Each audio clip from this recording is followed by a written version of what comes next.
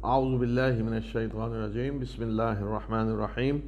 آج کی نشست میں ہم انشاءاللہ سورہ نور کی آیت نمبر 27 سے شروع کریں گے۔ اس سے قبل جن آیات پہ ہم نے ختم کیا وہ واقعہ افک کی آیات تھیں، اور یہ آیات جہاں سے آج ہم شروع کر رہے ہیں یہ گھروں میں داخل ہونے کے آداب بتائے گئے ہیں۔ اے لوگوں جو ایمان لائے ہو، اپنے گھروں کے سوا دوسرے گھروں میں اس وقت تک داخل نہ ہوا کرو جب تک تم مانوس نہ ہو جاؤ اور اہل خانہ کو سلام نہ کہہ لو، یہ تمہارے لیے بہتر ہے شاید کہ تم اس سے نصیحت حاصل کرو۔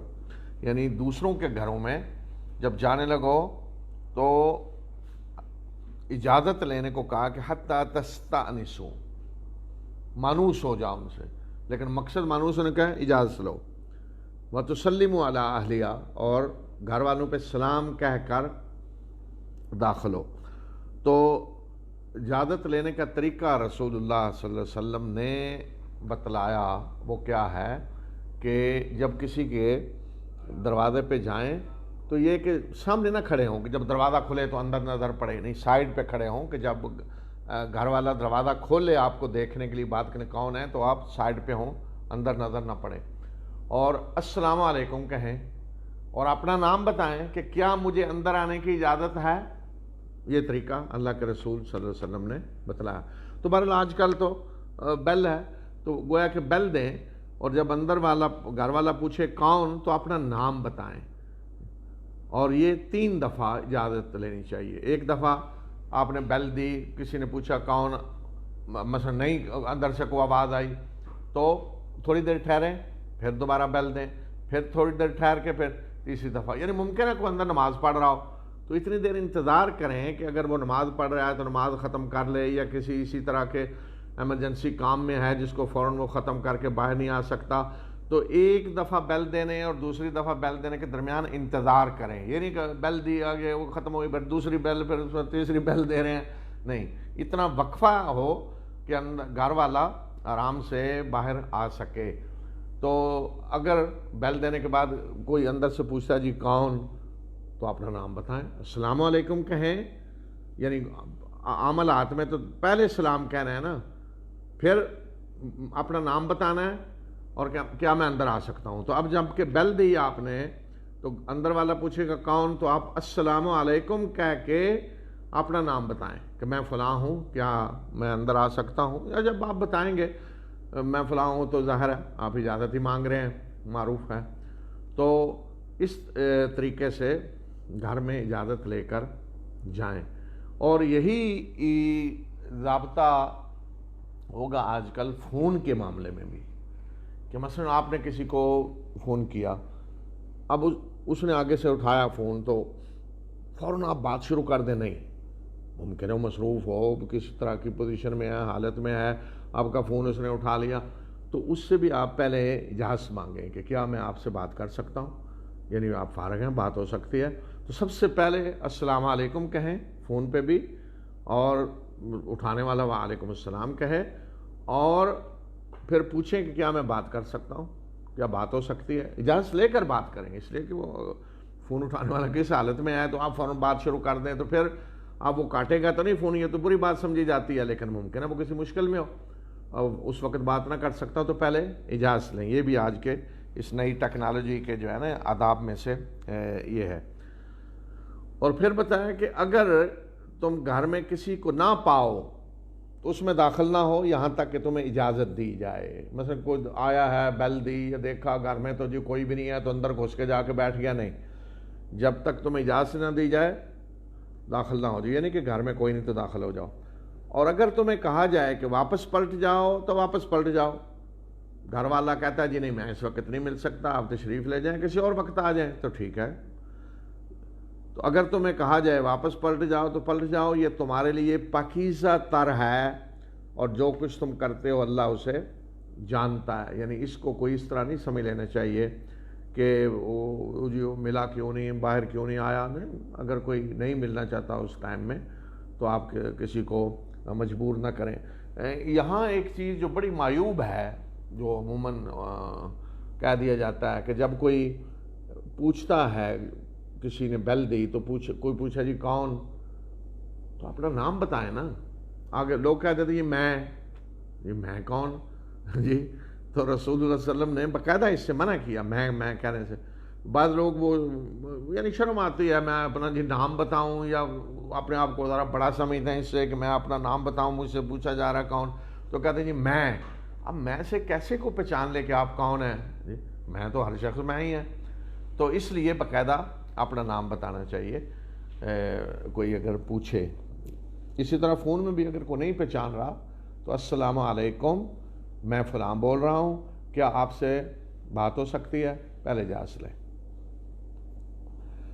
اور ایسے گھروں میں داخل ہونے میں تم پہ کوئی حرج نہیں جو غیر رہائشی ہیں، جس میں تمہارے فائدے کے کام ہیں، یعنی عام کو پبلک پلیٹ فارم ہے، گورنمنٹ کا کوئی ادارہ ہے جہاں وہ دفتر ہے، غیر رہائشی جگہ ہیں، تو وہاں داخل ہونے میں کوئی حرج نہیں۔ تو کیوں کہ اجازت لینے کا حکم کیوں دیا گیا؟ پردے کے لیے، کہ گھر میں جو خواتین ہیں، یا گھر میں ہر کسی کے اپنے راز ہوتے ہیں، گھر ایک راز کی جگہ ہے، تو وہاں جو شخص یہ نہیں چاہتا کہ میری یہ چیز گھر کی کوئی ایسے ہی آ کے دیکھے، تو یہ اس کا حق ہے، پرائیویسی ہے، یہ ہر شخص کا حق ہے، اس لیے اجازت کا حکم دیا گیا۔ لیکن جو عام پبلک پلیٹ فارم ہے، کوئی دفتر ہے، وہاں تو کوئی اجازت لینے کی ضرورت نہیں، انڈرسٹوڈ ہے، پتہ ہے کہ وہاں ہر شخص اندر جا سکتا ہے۔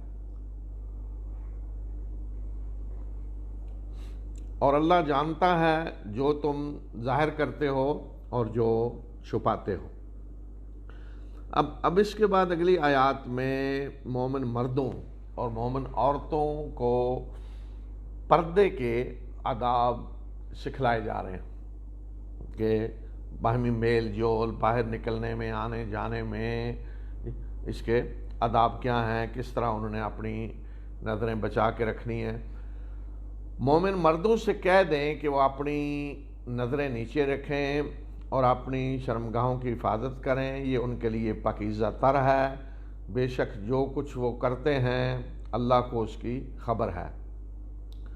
نظریں نیچے رکھنے کا مطلب یہ ہے کہ ایسے کسی کو تاڑ کے نہ دیکھتے رہیں، کسی کے گھر بھی جائیں تو خصوصاً چونکہ گھر کا اوپر آ رہا ہے نا، اجازت لینے کا معاملہ آیا ہے جی، تو اب گھر میں جب اجازت ملی تو داخل ہوں کسی کے گھر میں تو نظریں نیچے کر کے داخل ہوں۔ یہ نہیں کہ ایسے تاڑ رہے ہیں گھر میں، ادھر کون ایسے تاڑتے داخل ہو رہے ہیں، نہیں، گھر میں جب کوئی اجازت دے تو نظریں نیچے کر کے گھر میں داخل ہوں کہ گھر کی کسی ایسی چیز جو گھر والے نہیں دکھانا چاہتے اس پہ آپ کی نظر نہ پڑے۔ تو یہ ایک تو گھر کے لیے ہے خاص طور پہ۔ دوسرا یہ کہ باہر بھی جب نکلیں مرد تو اپنی نگاہیں نیچی رکھیں، جس حد تک ممکن ہے کہ اس طرح وہ تاڑتے نہ پھریں باہر جو کچھ ہے اس کو۔ تو ظاہر ہے اس سے مراد عورتیں ہیں، عورتوں کو کے معاملے میں نظریں بچانے کا حکم دیا گیا ہے۔ باقی اگر اور کو مناظر ہیں اللہ تعالیٰ کی پیدا کردہ جو اللہ نے رکھے ہیں تو وہ بے شک دیکھیں، وہاں تو نہیں کوئی غض بصر کا حکم دیا گیا۔ اور اپنی شرمگاہوں کی حفاظت کریں، یعنی ایسا لباس پہن کے نکلیں کہ جو سطر کو صحیح طرح ڈھانپنے والا ہو۔ تو یہ فرمایا کہ تمہارے لیے پاکیزہ تر ہے اور جو کچھ کر رہے ہو اللہ کو اس کی خبر ہے۔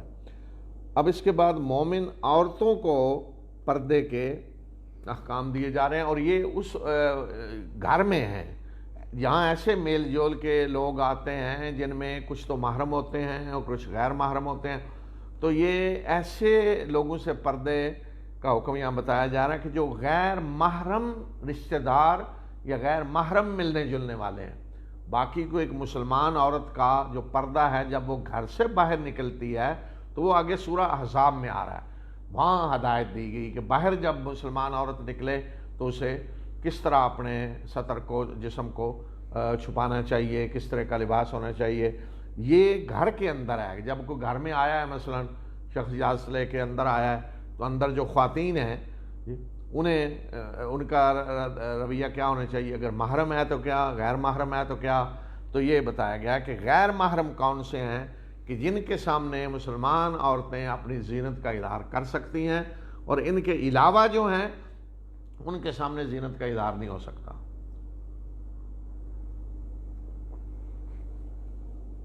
اور مومن عورتوں سے کہہ دیں کہ وہ اپنی نگاہیں نیچی رکھیں اور اپنے سطر کی حفاظت کریں اور اپنی زینت کا اظہار نہ کریں، الا یہ کہ جو خود بخود ظاہر ہو جائے، یعنی جان بوجھ کے اپنی زیب و زینت بناؤ سنگار نہ دکھلاتی پھریں، الا ما ظہر منہا، سوائے اس کے کہ جو خود بخود ظاہر ہو جاتا ہے پوری طرح چھپانے کے باوجود بھی۔ اور وہ اپنی اوڑھنیوں کے بکل مار لیا کریں اپنے سینوں پہ، یعنی چادریں جو ہیں وہ اس طرح سینوں پہ، یہ حصہ سینے کا خاص طور پہ، اس پہ چادر کا بکل مارا کریں، جو اوڑھنی ہیں وہ سینے پہ، یہ نہیں کہ صرف سر پہ آئے تو نہیں، سینے پہ، جی سینے کو خاص طور پہ چھپائیں۔ یہاں خاص طور پہ حکم یہ ہے، یہ جو گھر میں جب کوئی غیر محرم آئے، اور وہ اپنے اوڑھنیوں کے اپنے سینوں پہ بکل مار لیا کریں اور اپنی زینت کا اظہار نہ کریں سوائے ان کے، آگے لسٹ دے دی ہے، یعنی یہ ہیں جو محرم ہیں سارے، جن کے سامنے زینت کا اظہار ہو سکتا ہے۔ جی زینت کا مطلب ہے کہ عورت کا لباس، جی برقعے کے علاوہ، بڑی چادر کے علاوہ گھر میں جیسے عورت ہوتی ہے اور وہ اور زیور وغیرہ میک اپ جو کچھ بھی کیا ہوا ہے، جی اس کا اظہار ان کے سامنے ہو سکتا ہے، یہ جو قریبی رشتہ دار ہیں۔ یہاں گھر میں ان کے سامنے کوئی چادر اوڑھنے کی ضرورت نہیں، کوئی سر ڈھانپنے کی ضرورت نہیں، کوئی نہیں، یہ محرم رشتہ دار ہیں سارے۔ جی یہ نہیں کہ باپ آئے تو سر پہ چادر لے لیں، جی ویسے بیٹھے ہوئی ایک بیٹی گھر میں بیٹھی ہوئی ہے اپنے لباس میں جو گھر میں پہنتی، تو باپ آئے تو سر پہ چادر لے لیں، نہیں، باپ سے تو کوئی پردہ نہیں، بیٹے سے کوئی ایسا پردہ، بیٹا آئے یا بھائی آئے تو سر پہ چادر لے لیں، نہیں۔ یا یہ جو حکم ہے کہ اوڑھنیوں کے سینوں پہ بکل مار لیں، تو یہ بھی غیر محرموں کے لیے ہے، محرموں کے لیے نہیں ہے۔ تو یہ فرمایا کہ اپنی وہ زینت کا اظہار نہ کریں اور اپنی سینوں پہ اوڑھنیوں کے بکل مار لیا کریں اور اپنی زینت کا اظہار نہ کریں، یعنی غیر محرموں کے سامنے، جن کے سامنے کر سکتی ہے وہ، اور اپنی زینت کا اظہار نہ کریں سوائے اپنے شوہروں کے، یعنی ان کے سامنے کر سکتی ہیں، یا اپنے باپوں کے یا اپنے شوہروں کے باپوں کے یعنی سسر، یا اپنے بیٹوں کے سامنے کر سکتی ہیں، یا اپنے شوہروں کے بیٹوں کے سامنے، شوہر کا دوسری بیوی سے بیٹا ہے، یا اپنے بھائیوں کے سامنے، اور یا اپنے بھتیجوں کے سامنے، یا اپنے بھانجوں کے سامنے، یا اپنی میل جول کی عورتوں کے سامنے، یا اپنے غلاموں لونڈی غلاموں کے سامنے، یا زیر کفالت ایسے مردوں کے سامنے کہ جو عورت کی ضرورت کی عمر سے گزر چکے ہیں، او الطفل الذین لم یظہروا علی عورات النساء، اور اسی طرح یا ایسے بچوں کے سامنے زینت کا اظہار کر سکتی ہیں کہ جو عورت کی خفیہ چیزوں سے ابھی واقف نہیں ہوئے، چھوٹے ہیں ابھی بچے، عورتوں کے ان خفیہ چیزوں کا انہیں کوئی پتہ نہیں ہے، اور وہ اپنے پاؤں زمین پر مار کر نہ چلیں تاکہ جو ان کی زینت چھپی ہوئی ہے وہ ظاہر ہو جائے۔ اور تو اے مومنو، تم سب مل کر اللہ کی طرف رجوع کرو، توبہ کرو تاکہ تم فلاح پاؤ۔ تو یہ بتا دیے محرم رشتہ دار، ان کے سامنے زینت کا اظہار ہو سکتا ہے۔ مثلا اگر کسی نے گھر میں چادر نہیں اوڑھی ہوئی، دوپٹہ نہیں لیا ہوا، یا لباس بھی جو پہنا ہوا ہے اس میں مثلا یہاں تک ہے کوئی بے شک یا کوئی ہاتھ ننگے ہیں، باقی عام صرف شلوار قمیض پہن کے کوئی عورت بیٹھی ہے گھر میں، تو اس کا بھائی آ گیا ہے، باپ آ گیا ہے، بیٹا آ گیا ہے، یا بھانجا بھتیجا، تو ان سے کوئی پردہ نہیں ہے کہ ان کے سامنے فوراً وہ سر ڈانپے یا اوپر کوئی چادر لے کے ان کے سامنے آئے، نہیں، یہ محرم رشتہ دار ہیں، ان کے سامنے عورت اپنی زینت کا اظہار کر سکتی ہے۔ تو یہ جو فرمایا کہ وہ زیر کفالت مرد کے جو جن کے اندر کوئی اس طرح کی چیز حس کو نہیں ہے، دبے ہوئے لوگ، پسے ہوئے جو ہوتے ہیں نا نوکر، ایسے کوئی ایسی خواہش نہیں، یا اس عمر کو پہنچ چکے ہیں کہ ان کے اندر جی وہ کوئی عورت کی ضرورت کی عمر سے ہی گزر چکے ہیں، بوڑھے ہیں، تو ان سے کوئی خطرہ نہیں ہے، تو ان کے سامنے بھی اگر اس طرح زینت کا اظہار عورت کرے تو کوئی خطرہ نہیں۔ اور تم میں سے جو مجرد ہیں ان کے نکاح کرو، اور تمہارے لونڈی غلاموں میں سے جو اچھے ہیں، صالح ہیں، ان کے بھی نکاح کرو۔ اگر وہ فقیر ہیں تو اللہ اپنے فضل سے انہیں غنی کر دے گا، اور اللہ بڑی وسعت والا اور جاننے والا ہے۔ یعنی تمہارے لوگوں میں جو غیر شادی شدہ ہیں، یا تو شادی ہوئی نہیں، یا طلاق دے بیٹھے، یا بیوی فوت ہوگی، جو بھی شکل ہو مجرد، ان کے نکاح کرو۔ اور لونڈی غلاموں جو اچھے ہیں، جن کا کردار اچھا ہے، تو ان کے بھی نکاح کرو۔ باقی یہ کہ وہ جی فقیر ہیں، تو فرمایا کہ فقیر ہیں تو اللہ اپنے فضل سے غنی کر دے گا۔ تو یہاں دیکھیں اللہ کا وعدہ ہے کہ جو شادی کرے گا اللہ اپنے فضل سے اسے غنی کرے گا۔ یہ اللہ کا وعدہ ہے کہ فقیر اگر کوئی ہے، مال کچھ نہیں ہے، تو شادی کرے گا تو اللہ اپنے فضل سے غنی کرے گا۔ یعنی اس ڈر میں نہ بیٹھے رہیں جی کیا کہاں سے کھائیں گے، کہاں سے پئیں گے، وہ شادی کر لیں تو پھر نہیں۔ اللہ کا وعدہ ہے اس لیے کہ گھر بسنا ہے، اسی سے انسانی معاشرہ جو ہے وہ ترقی کرتا ہے، اسی سے سویلائزیشن ایک وجود میں آتی ہے۔ تو اگر ہر کوئی ڈرتا رہے جی میں تو نکاح نہیں کریں گا، کیوں جی ابھی میرے پاس یہ چیز نہیں، یہ چیز نہیں، یہ چیز نہیں، تو پھر نتائج کیا نکلیں گے؟ آپ دیکھ رہے ہیں آج وہ دنیا کے جہاں نکاح سے لوگ بھاگتے ہیں تو پھر کیا نتائج نکل رہے ہیں۔ اور جو نکاح کی مقدرت نہیں رکھتے تو وہ پاک دامنی کا طریقہ اختیار کریں، یہاں تک کہ اللہ اپنے فضل سے انہیں غنی کر دے۔ اور تمہارے لونڈی غلاموں میں سے جو مکاتبت چاہتے ہوں تو ان سے مکاتبت کرو، اگر تم ان میں کو بھلائی دیکھتے ہو۔ اور اللہ نے جو مال تمہیں دیا ہے اس مال میں سے ان کو دو، اور اپنی لونڈیوں کو بدکاری پہ نہ مجبور کرو اگر وہ پاک دامن رہنا چاہتی ہوں۔ کیا تم دنیا کا ساز و سامان چاہتے ہو؟ اور جو انہیں اس پہ مجبور کرے گا تو بے شک اللہ ان کی اس مجبوری کے بعد بخشنے والا مہربان ہے۔ تو یہاں ایک تو حکم ہے کہ لونڈی غلاموں سے مکاتبت کرو۔ مکاتبت یہ ہوتی تھی کہ اگر کسی کا کوئی غلام ہے تو وہ ایک ایگریمنٹ کر لے اپنے مالک سے کہ میں تمہیں اتنے پیسے دوں گا تو مجھے آزاد کر دو، یعنی ہر مہینے یا ہر سال میں اتنے دیتا جاؤں گا۔ فرض کریں 1,00,000 ہے تو میں 25,000 ہر سال دوں گا، جب پورے ہو جائیں تو میں آزاد ہوں، یا یکمشت وہ دے دے تو آزاد ہے۔ تو یہ مکاتبت ہوتی تھی اس کے ذریعے تاکہ غلام زیادہ سے زیادہ آزاد ہوں، اور پھر فرمایا کہ ان کی مدد بھی کرو اس مال میں سے جو اللہ نے تمہیں دیا ہے تاکہ انہیں آزادی حاصل ہو زیادہ سے زیادہ۔ اور کچھ لوگ جو ہیں وہ لونیاں ان کے پاس ہوتی تھی، ان سے بدکاری کرواتے تھے، تو یہ فرمایا کہ دنیا حاصل کرنے کے لیے انہیں اس بات میں مجبور نہ کرو۔ اگر وہ خود پاک دامن ہے تو تم انہیں مجبور کرو گے تو پھر وہ مجبور ہیں، اللہ انہیں بخشنے والا ہے۔ اس لیے کہ اگر کوئی خود لونڈی ایسی ہے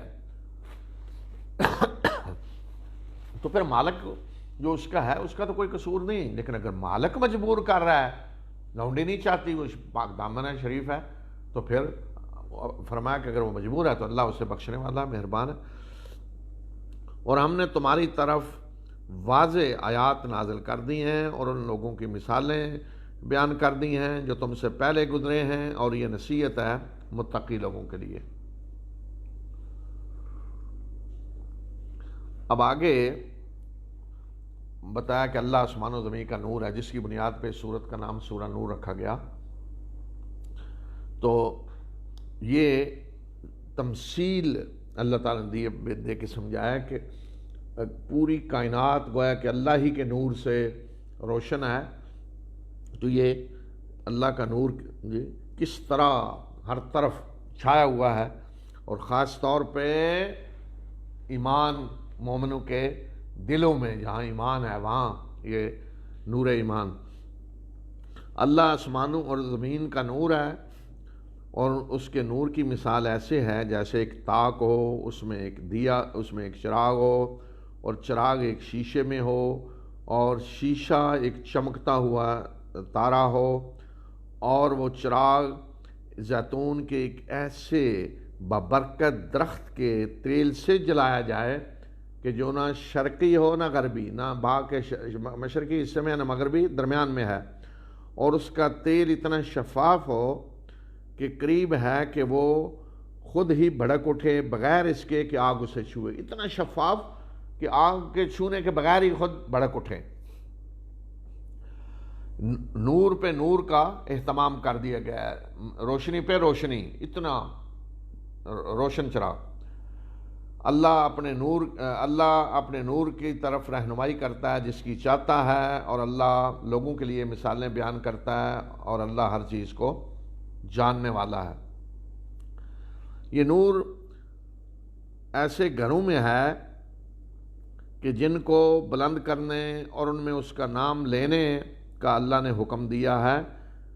ان گھروں میں صبح و شام اس کی تسبیح کرتے ہیں ایسے لوگ کہ جنہیں تجارت اور خرید و فروخت اللہ کے ذکر اور نماز قائم کرنے اور زکوٰۃ کی ادائیگی سے نہیں روکتی۔ وہ اس دن سے ڈرتے ہیں جس دن دل بھی مضطرب ہوں گے اور آنکھیں بھی پتھرا جائیں گی، تاکہ اللہ جو بہترین اعمال انہوں نے کیے ہیں اس کا انہیں بدلہ دے اور مزید اپنے فضل سے انہیں نوازے، اور اللہ جسے چاہتا ہے بے حساب رزق دیتا ہے۔ اور یہ فرمایا کہ یہ نور اللہ کا کہاں ہے؟ مومنوں کے دلوں میں، ایمان کا نور۔ اور مومن کہاں ہوتے ہیں؟ وہ کہاں ملیں گے؟ وہ کسی جوا خانے میں نہیں ملیں گے جن کے دلوں میں اللہ کا نور ہے، اور کسی اس طرح کی گانے بجانے کی جگہیں۔ وہ کہاں ہوں گے؟ فی بیوت اذن اللہ ان ترفع، وہ ان گھروں میں ہوں گے کہ جن گھروں کو اللہ کو بلند کرنے اور ان میں اللہ کا نام لینے کا اللہ نے حکم دیا ہے۔ کون؟ اللہ کے گھر، مسجدیں، یعنی جن کے دلوں میں اللہ کا نور ہے وہ کہاں ملیں گے؟ مسجدوں میں۔ اور ان گھروں میں پھر وہ تسبیح کرتے ہیں صبح و شام اللہ کی، کہ جنہیں تجارت، خرید و فروخت اور دنیا کے یہ کام اللہ کی یاد، نماز اور زکوٰۃ سے نہیں روکتے۔ یہ ہے اصل امتحان۔ اصل امتحان یہ ہے۔ آج دیکھیں نا، لوگ مثال دیتے ہیں بڑی، وہ جی فلاں سب سے بڑی بزرگی کی پتہ کیا نشانی ہے ہمارے یہاں؟ دنیا کا کوئی پتہ نہ ہو، دنیا کا کوئی کام نہ کرے آدمی، سب سے پہلے تو شادی ختم، نہ شادی کی، نہ بیوی بچے، نہ دنیا کی ملازمت، نہ تجارت، نہ کوئی کام، نہ کسی سے واسطہ، کچھ نہیں، نہ رشتہ داروں قرابت داروں سے کوئی تعلق، یعنی ایک دنیا کے امتحان سے بھاگا ہوا شخص۔ جی وہ بزرگ ہے جی، بہت بڑے بزرگ ہیں جی، وہ دیکھیں ان کے تو بچے نہیں ہیں، کچھ نہیں، اور کوئی دنیا کا کام بھی نہیں کرتے، پتہ بھی نہیں بلکہ کام کیسے کرنا، بزرگ ہیں۔ تو یہاں اللہ تعالیٰ سب سے بڑے بزرگ کن کا ذکر کر رہا ہے؟ جن کے دل میں اللہ کا نور ہے، دل میں اللہ کا نور ہے۔ کون ہے جی؟ کہ جنہیں تجارت اور خرید و فروخت اللہ کی یاد اور نماز قائم کرنے اور زکوٰۃ سے نہیں روکتی، یعنی دنیا کے کام کر رہے ہیں سارے۔ اور دنیا کے کام میں سب سے بڑا تجارت اور خرید و فروخت، جب کوئی گاہک ہے آپ بیچ رہے ہیں، خرید رہے ہیں، یہ وقت ہے نازک۔ لوگ کہتے ہیں جی موت اور گاہک کا کوئی پتہ نہیں، جی تو موت سے نہیں ڈرتے، لیکن گاہک کی بڑی فکر ہے، نماز نہیں پڑھنی، گاہک نہ بھاگ جائے کہیں۔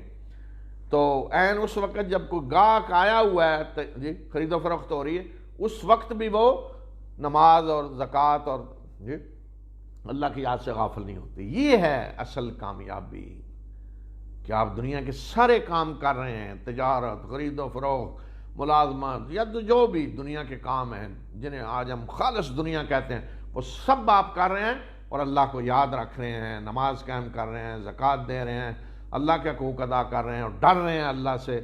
یہ اصل کامیابی ہے، یہ ہے مومن۔ اور یہی صحابہ کا پورا نقشہ۔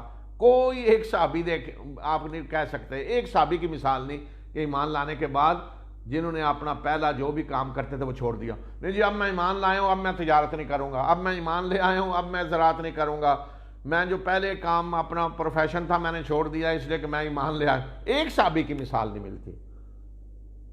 اور اسی لیے ہم نے جو اولیاء کے بنائی ہیں نا کتابیں، آپ قصص اولیاء نکال لیں، کوئی کسی ایک صحابی کا نام نہیں ہوگا اس میں۔ کیوں؟ کہ وہ ان پہ میرٹ پہ پورا نہیں اترتے نا، وہ تو دنیا کے سارے کام کرتے تھے، تجارتیں کرتے تھے، حکومتیں کرتے تھے، جہاد کرتے تھے، گورنر تھے، بڑے بڑے منصبوں پہ تھے، تو وہ میرٹ پہ پورے نہیں اترتے۔ کسی صحابی کا نام نہیں ہوگا جی اولیاء کے اس میں قصے میں، لسٹ میں نام نہیں آئے گا۔ یہ آج یہ ہمارا کنسپٹ ہے اسلام کا، دیکھ لیں۔ اور اللہ کے رسول صلی اللہ علیہ وسلم نے جو اسلام پیش کیا جو آپ لے کے آئے اسلام، اور جو صحابہ نے جس اسلام کو سیکھا اور اس پہ عمل کیا وہ، اور آج ہمارا دیکھ لیں کیا ہے، ہمارا تقویٰ کا معیار کیا ہے اور ان کا تقویٰ کا معیار کیا تھا۔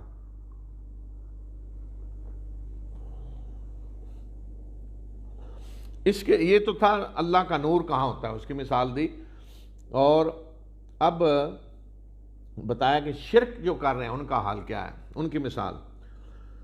اور جن لوگوں نے کفر کیا ان کے اعمال کی مثال ایسے ہے جیسے کسی صحرا کے اندر ایک سراب ہو، جسے پیاسا پانی سمجھ کے اس کی طرف آئے، یہاں تک کہ جب وہ وہاں آئے تو وہاں کچھ بھی نہ پائے، اور وہاں پھر وہ اللہ کو پائے جو اس کا پورا حساب چکا دے، یعنی آخرت میں، اور اللہ جلد حساب لینے والا ہے۔ یہ شرک کی مثال دی کہ پیاسا دور سے دیکھے کہ پانی ہے، شراب جیسے ریت چمک رہی ہوتی ہے، تالاب نظر آتا ہے، وہاں پہنچے تو پتہ چلا کچھ نہیں۔ یا اس کی مثال گہرے سمندر کے اندر تاریکیوں کی ہے کہ جہاں ایک موج کے اوپر ایک اور موج چھائی ہوئی ہوتی ہے اور اوپر بادل ہوتا ہے، تاریکیوں پہ تاریکیاں، کہ جب کوئی اپنا ہاتھ باہر نکالے تو اسے بھی نہ دیکھ پائے، اور جسے اللہ نور نہ دے تو اسے کوئی نور نہیں مل سکتا۔ شرک کی تاریکیوں کی مثال دی کہ گہرے سمندر میں تاریکیاں ہیں، سمندر گہرا، ایک موج ہے، اوپر پھر موج ہے، اوپر بادل، یہ سب سے زیادہ تاریکیاں ہوتی ہیں کہ آدمی اپنا ہاتھ بھی نکالے نا نہیں دیکھ سکتا۔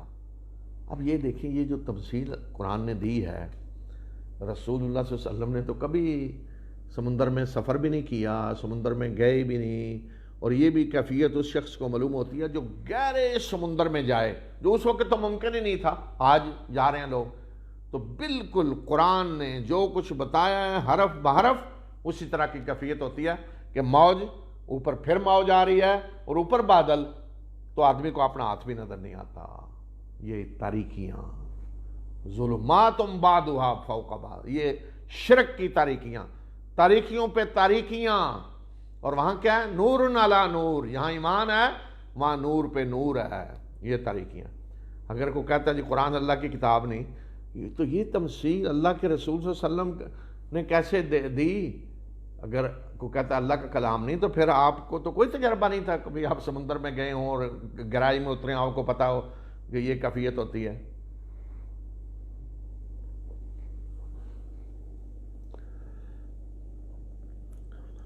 کیا تم نے دیکھا نہیں کہ اللہ ہی کی تسبیح کرتے ہیں جو آسمانوں میں ہے اور زمین میں ہیں، اور پرندے بھی صفیں باندھے، ہر ایک کو اپنی نماز کا بھی پتہ ہے اور اپنی تسبیح کا بھی پتہ ہے، اور جو کچھ یہ لوگ کر رہے ہیں اللہ جانتا ہے۔ یعنی پوری کائنات تسبیح کر رہی، اور ہر ایک کو پتہ ہے اس کی تسبیح کیا، پرندوں کو پتہ ہے ان کی تسبیح کیا ہے، باقی زمین، سورج، چاند، ہر ایک کی اپنی تسبیح ہے، اپنی نماز ہے، وہ اپنی نماز بھی پڑھ رہے ہیں، اپنی تسبیح بھی کر رہے ہیں۔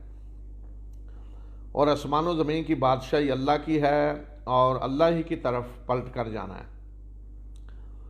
کیا تم نے دیکھا نہیں کہ اللہ بادل کو چلا کے لاتا ہے، پھر اسے جوڑتا ہے، اور پھر اس کی تہ لگاتا ہے، اسے تہ بتائے رکھتا ہے، اور تم دیکھتے ہو کہ پھر اسی کے اندر سے بارش برستی ہے، اور وہ آسمان کے اندر کے پہاڑوں میں سے اولے برساتا ہے، پھر جس پہ چاہتا ہے انہیں گرا دیتا ہے، اور جس سے چاہتا ہے انہیں وہ ہٹا دیتا ہے۔ اور قریب ہے کہ بجلی کی چمک آنکھوں کو اچک لے، جو بجلی چمکتی ہے آنکھوں کو اچک لے۔ اب یہ بادل کے بارے میں اللہ تعالیٰ نے بتایا۔ میں بار بار کہتا ہوں قرآن سائنس کی کتاب نہیں، یہ اللہ اپنی نعمتیں بتا رہے ہیں، نعمتیں۔ اچھا، اور بادلوں کے بارے میں 3 جگہ اللہ تعالیٰ نے بتایا، یہاں ہے، آگے سورہ روم میں آ رہا ہے، اور سورہ نبا میں ہے۔ یہ وہ بادل ہیں جن سے اولے پڑتے ہیں، یہ وہ بادل ہیں۔ اور آج سائنسی جو تحقیق ہوئی ہے ان میں سارا خلاصہ جو ہے نا بادلوں کا 3 ہی قسمیں ہیں، بڑی قسمیں 3 ہیں۔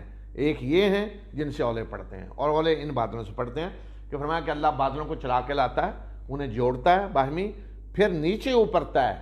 جن سے اولے پڑتے ہیں نا وہ بادل اس طرح ہوتے ہیں، پہاڑ، نیچے سے اوپر تک بلند پہاڑ ہوتے ہیں، یہ بادل جس سے اولے پڑتے ہیں۔ دوسری قسم میں آگے بتاؤں گا ضرور، اس میں اولے نہیں پڑتے، اولے اس سے پڑتے ہیں، اور یہی ہے جس سے بجلی گرتی ہے، چمکتی ہے، اور اسی سے بارش برستی، اور فرمایا کہ پہاڑوں جیسے جو بادل ہوتے ہیں آسمان میں، ان سے وہ اولے برساتا ہے، جس پہ چاہتا گراتا ہے، جس کو چاہتا ہے اسے بچا لیتا ہے۔ تو اولے ان بادلوں سے گرتے ہیں، انہی سے بجلی گرتی ہے، دوسرے عام بادل سے نہیں۔ تو اگر کوئی کہتا ہے جی قرآن اللہ کی کتاب نہیں، تو اسے بتانا پڑے گا کہ جو بات آج سائنس کو معلوم ہوئی ہے، رسول اللہ صلی اللہ علیہ وسلم کو 14 سال پہلے مکہ میں کیسے معلوم ہوگی؟ اگر وہ کہتا ہے جی نہیں اللہ کی کتاب نہیں، یہ تو انسانی کلام ہے، تو پھر یہ جواب اس کو دینا پڑے گا۔ آپ کو کیسے پتہ؟ آپ نے کو آسمانوں پہ جا کے دیکھا جی کہ بادل جن سے اولے پڑتے ہیں وہ پہاڑوں کی طرح ہوتے ہیں؟ آج انسان اوپر گیا ہے جہاز میں، جب اب آپ اوپر جاتے ہیں دیکھتے ہیں نا بادل اوپر کس کیفیت میں، یا آج باقاعدہ تحقیق ہوئی ہے تو پتہ چلا ہے۔ تو اگر کوئی کہتا ہے جی قرآن اللہ کا نہیں انسانی کلام ہے، استغفر اللہ، تو پھر اسے یہ جواب دینا پڑے گا۔ یہ ہیں قرآن کے معجزے۔ اللہ رات اور دن کو پلٹ پلٹ کے لاتا ہے، اور بے شک اس میں بڑی عبرت ہے آنکھیں رکھنے والوں کے لیے۔ اور اللہ نے ہر قسم کے جاندار کو پانی سے پیدا کیا، ان میں سے ایسے بھی ہیں جو پیٹ کے بل چلتے ہیں، اور ان میں سے ایسے بھی ہیں جو 2 ٹانگوں پہ چلتے ہیں یعنی انسان، اور ایسے بھی ہیں جو 4 ٹانگوں پہ چلتے ہیں۔ اللہ جو چاہتا ہے پیدا کرتا ہے، بے شک اللہ ہر چیز پہ قدرت رکھنے والا ہے۔ اور ہم نے واضح کر دینے والی آیات نازل کر دی ہیں، اور اللہ جس کی چاہتا ہے سیدھے راستے کی طرف رہنمائی کرتا ہے۔ اب آگے منافقین کے بارے میں آ رہا ہے۔ کوئی مدنی صورت آپ نہیں دیکھیں گے جس میں منافقوں کا ذکر نہ آ رہا ہو۔ اس سے آپ اندازہ لگائیں کہ کتنا بڑا ایشو تھا منافقین کا ایشو اس وقت، اور آج بھی ہر مسلمان معاشرے میں سب سے بڑا جو ایشو ہے وہ منافقین کا ہے۔ آج بھی سب سے بڑا ایشو ہے۔ سب سے بڑے دشمن جو ہے نا اسلام کے اور مسلمانوں کے اور اپنے ملک کے، وہ آج بھی منافقین ہیں۔ اور یہ کہتے ہیں کہ ہم اللہ پہ ایمان لائے اور رسول پہ، اور ہم نے اطاعت کی، پھر ان میں سے اس کے بعد ایک گروہ منہ پھیر لیتا ہے اور وہ مومن نہیں ہے۔ اور جب انہیں بلایا جاتا ہے اللہ اور اس کے رسول صلی اللہ علیہ وسلم کی طرف تاکہ وہ ان کے درمیان فیصلہ کرے، تو ان میں سے ایک گروہ منہ پھیر کے بھاگ جاتا ہے، اعراض کرتا ہے، اور اگر حق ان کو ہو تو پھر یہ فرما بردارانہ طریقے سے آ جاتے ہیں۔ اگر پتہ ہو کہ فیصلہ ہمارے حق میں ہوگا تو پھر بڑے فرما بردارانہ طریقے سے آ جاتے ہیں، سر اٹھائے۔ کیا ان کے دلوں میں بیماری ہے، یا یہ شک میں پڑے ہوئے ہیں، یا یہ ڈرتے ہیں کہ اللہ اور اللہ کا رسول ان پہ ظلم کرے گا؟ بلکہ یہ ظالم لوگ ہیں۔ منافقوں کے بارے میں کہا جا رہا ہے، یعنی کیا یہ سمجھتے ہیں کہ اللہ اور اللہ کا رسول ان کا حق مارے گا، کوئی ان کا حق نہیں دے گا ان کو؟ بے شک مومنوں کو جب اللہ اور اس کے رسول صلی اللہ علیہ وسلم کی طرف بلایا جائے تاکہ اللہ کا رسول ان کے درمیان فیصلہ کرے، تو ان کی بات تو صرف یہ ہوتی ہے کہ وہ کہتے ہیں کہ سمعنا و اطعنا، ہم نے سنا اور اطاعت کی، فرما بردار، سر تسلیم خم، بس۔ اور جو اللہ سے ڈرے اور جو اللہ سے خشیت اختیار کرے گا اور اس کی نافرمانی سے بچے گا، تو یہی لوگ ہیں جو کامیاب ہونے والے ہیں۔ اور یہ اللہ کے نام کی بڑی مضبوط قسمیں کھا کر انہوں نے اللہ کے نام کی مضبوط قسمیں کھا کر کہا کہ اگر تو نے انہیں حکم دیا تو یہ ضرور نکلیں گے، یعنی جہاد کے لیے۔ کہہ دیجئے کہ قسمیں نہ کھاؤ، تمہاری اطاعت کا پتہ ہے، بے شک جو کچھ تم کر رہے ہو اللہ کو اس کی خبر ہے۔ یعنی قسمیں کھانے کی ضرورت نہیں، پتہ ہے کتنی کوئی اطاعت کرنی ہے، تم نے پہلے جو تیر مارے ہیں تم نے، ہم جانتے ہیں تمہیں۔ یہ منافقین کے بارے میں سارا کہا جا رہا ہے۔ کہہ دیجئے کہ اطاعت کرو اللہ کی اور اطاعت کرو رسول صلی اللہ علیہ وسلم کی، پس اگر تم نے منہ موڑا تو بے شک رسول پہ اتنی ذمہ داری ہے کہ جس چیز کی ڈیوٹی رسول کی لگائی گئی ہے، اور تم پہ وہی ذمہ داری ہے جو ڈیوٹی تمہاری لگائی گئی ہے۔ اور اگر تم اس کی اطاعت کرو گے یعنی رسول کی تو ہدایت پاؤ گے، اور رسول صلی اللہ علیہ وسلم پر واضح پہنچا دینے کے سوا کوئی اور ذمہ داری نہیں ہے، کوئی اور ڈیوٹی نہیں ہے۔ اور جو لوگ تم میں سے ایمان لائے اور جنہوں نے نیک اعمال کیے، اللہ نے ان سے وعدہ کیا ہے کہ وہ زمین میں انہیں خلافت عطا کرے گا، جس طرح کہ ان لوگوں کو عطا کی جو ان سے پہلے گزرے ہیں، اور ان کا وہ دین ان کے لیے متمکن کرے گا جس دین کو اللہ نے ان کے لیے پسند کیا ہے، اور ان کی اس خوف کی حالت کو امن سے بدل دے گا۔ وہ میری عبادت کریں گے، میرے ساتھ کسی کو شریک نہیں ٹھہرائیں گے، اور جس نے اس کے بعد کفر کیا تو یہی لوگ فاسق ہیں۔ تو یہ اللہ کا وعدہ ہے۔ فرمایا تم میں سے جو ایمان لائے ان سے اللہ کا یہ وعدہ ہے کہ زمین میں اللہ انہیں اقتدار دے گا، لیکن اس اقتدار کو کہا کہ خلافت ہوگی۔ رسول اللہ صلی اللہ علیہ وسلم کے بعد حضرت ابو بکر آئے تو انہیں خلیفۃ رسول اللہ کہا گیا، رسول اللہ صلی اللہ علیہ وسلم کے خلیفہ۔ پھر حضرت عمر آئے تو ان کو کہا گیا خلیفۃ رسول اللہ، رسول اللہ صلی اللہ علیہ وسلم کے خلیفہ، تو بات اور لمبی ہو جاتی۔ تو حضرت عمر کے دور میں آپ کو امیر المومنین کہہ کے مخاطب لوگوں نے کیا تو آپ نے اس کو پسند کیا کہ یہ بہتر ہے، آئندہ پھر امیر المومنین کہا جانے لگا۔ تو یہ خلافت جسے کہتے ہیں خلافت علی منہاج النبوہ، نبوت کا جو طریقہ ہے اس پہ خلافت، یعنی رسول اللہ صلی اللہ علیہ وسلم کی دو حیثیتیں تھیں نا، ایک آپ اللہ کے رسول اور ایک حکمران بھی تھے آپ، جو آپ نے مدینہ میں حکومت قائم کی اس کے آپ حکمران تھے، تو نبوت کا سلسلہ تو ختم ہو گیا، آپ اللہ کے آخری نبی ہیں، آپ کے بعد کوئی نبی نہیں، لیکن وہ جو آپ کی حکومت تھی اس میں خلیفہ بنے حضرت ابو بکر، یہ خلافت تھی جو چلی نبوت کے طریقے پہ۔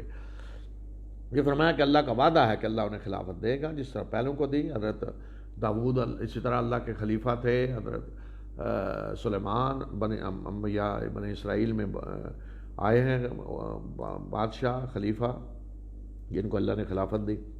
اور نماز قائم کرو اور زکوٰۃ دو اور رسول صلی اللہ علیہ وسلم کی اطاعت کرو تاکہ تم پہ رحم کیا جائے۔ اور جن لوگوں نے کفر کیا وہ یہ نہ سمجھیں کہ وہ زمین میں عاجز کر دینے والے ہیں اور ان کا ٹھکانہ آگ ہے۔ اور جن لوگوں نے کفر کیا تم ان کو یہ نہ سمجھو کہ وہ زمین میں عاجز کر دینے والے ہیں، یعنی کہیں بھاگ جائیں گے، اور ان کا ٹھکانہ آگ ہے اور وہ انتہائی برا ٹھکانہ ہے۔ اب یہ پردے کے مزید آگے کچھ احکام دیے ہیں، تفصیل جو پیچھے گزرے ہیں ان کی مزید وضاحت کر دی، جو اجازت لینے کے احکام تھے ان میں مزید وضاحت کر دی۔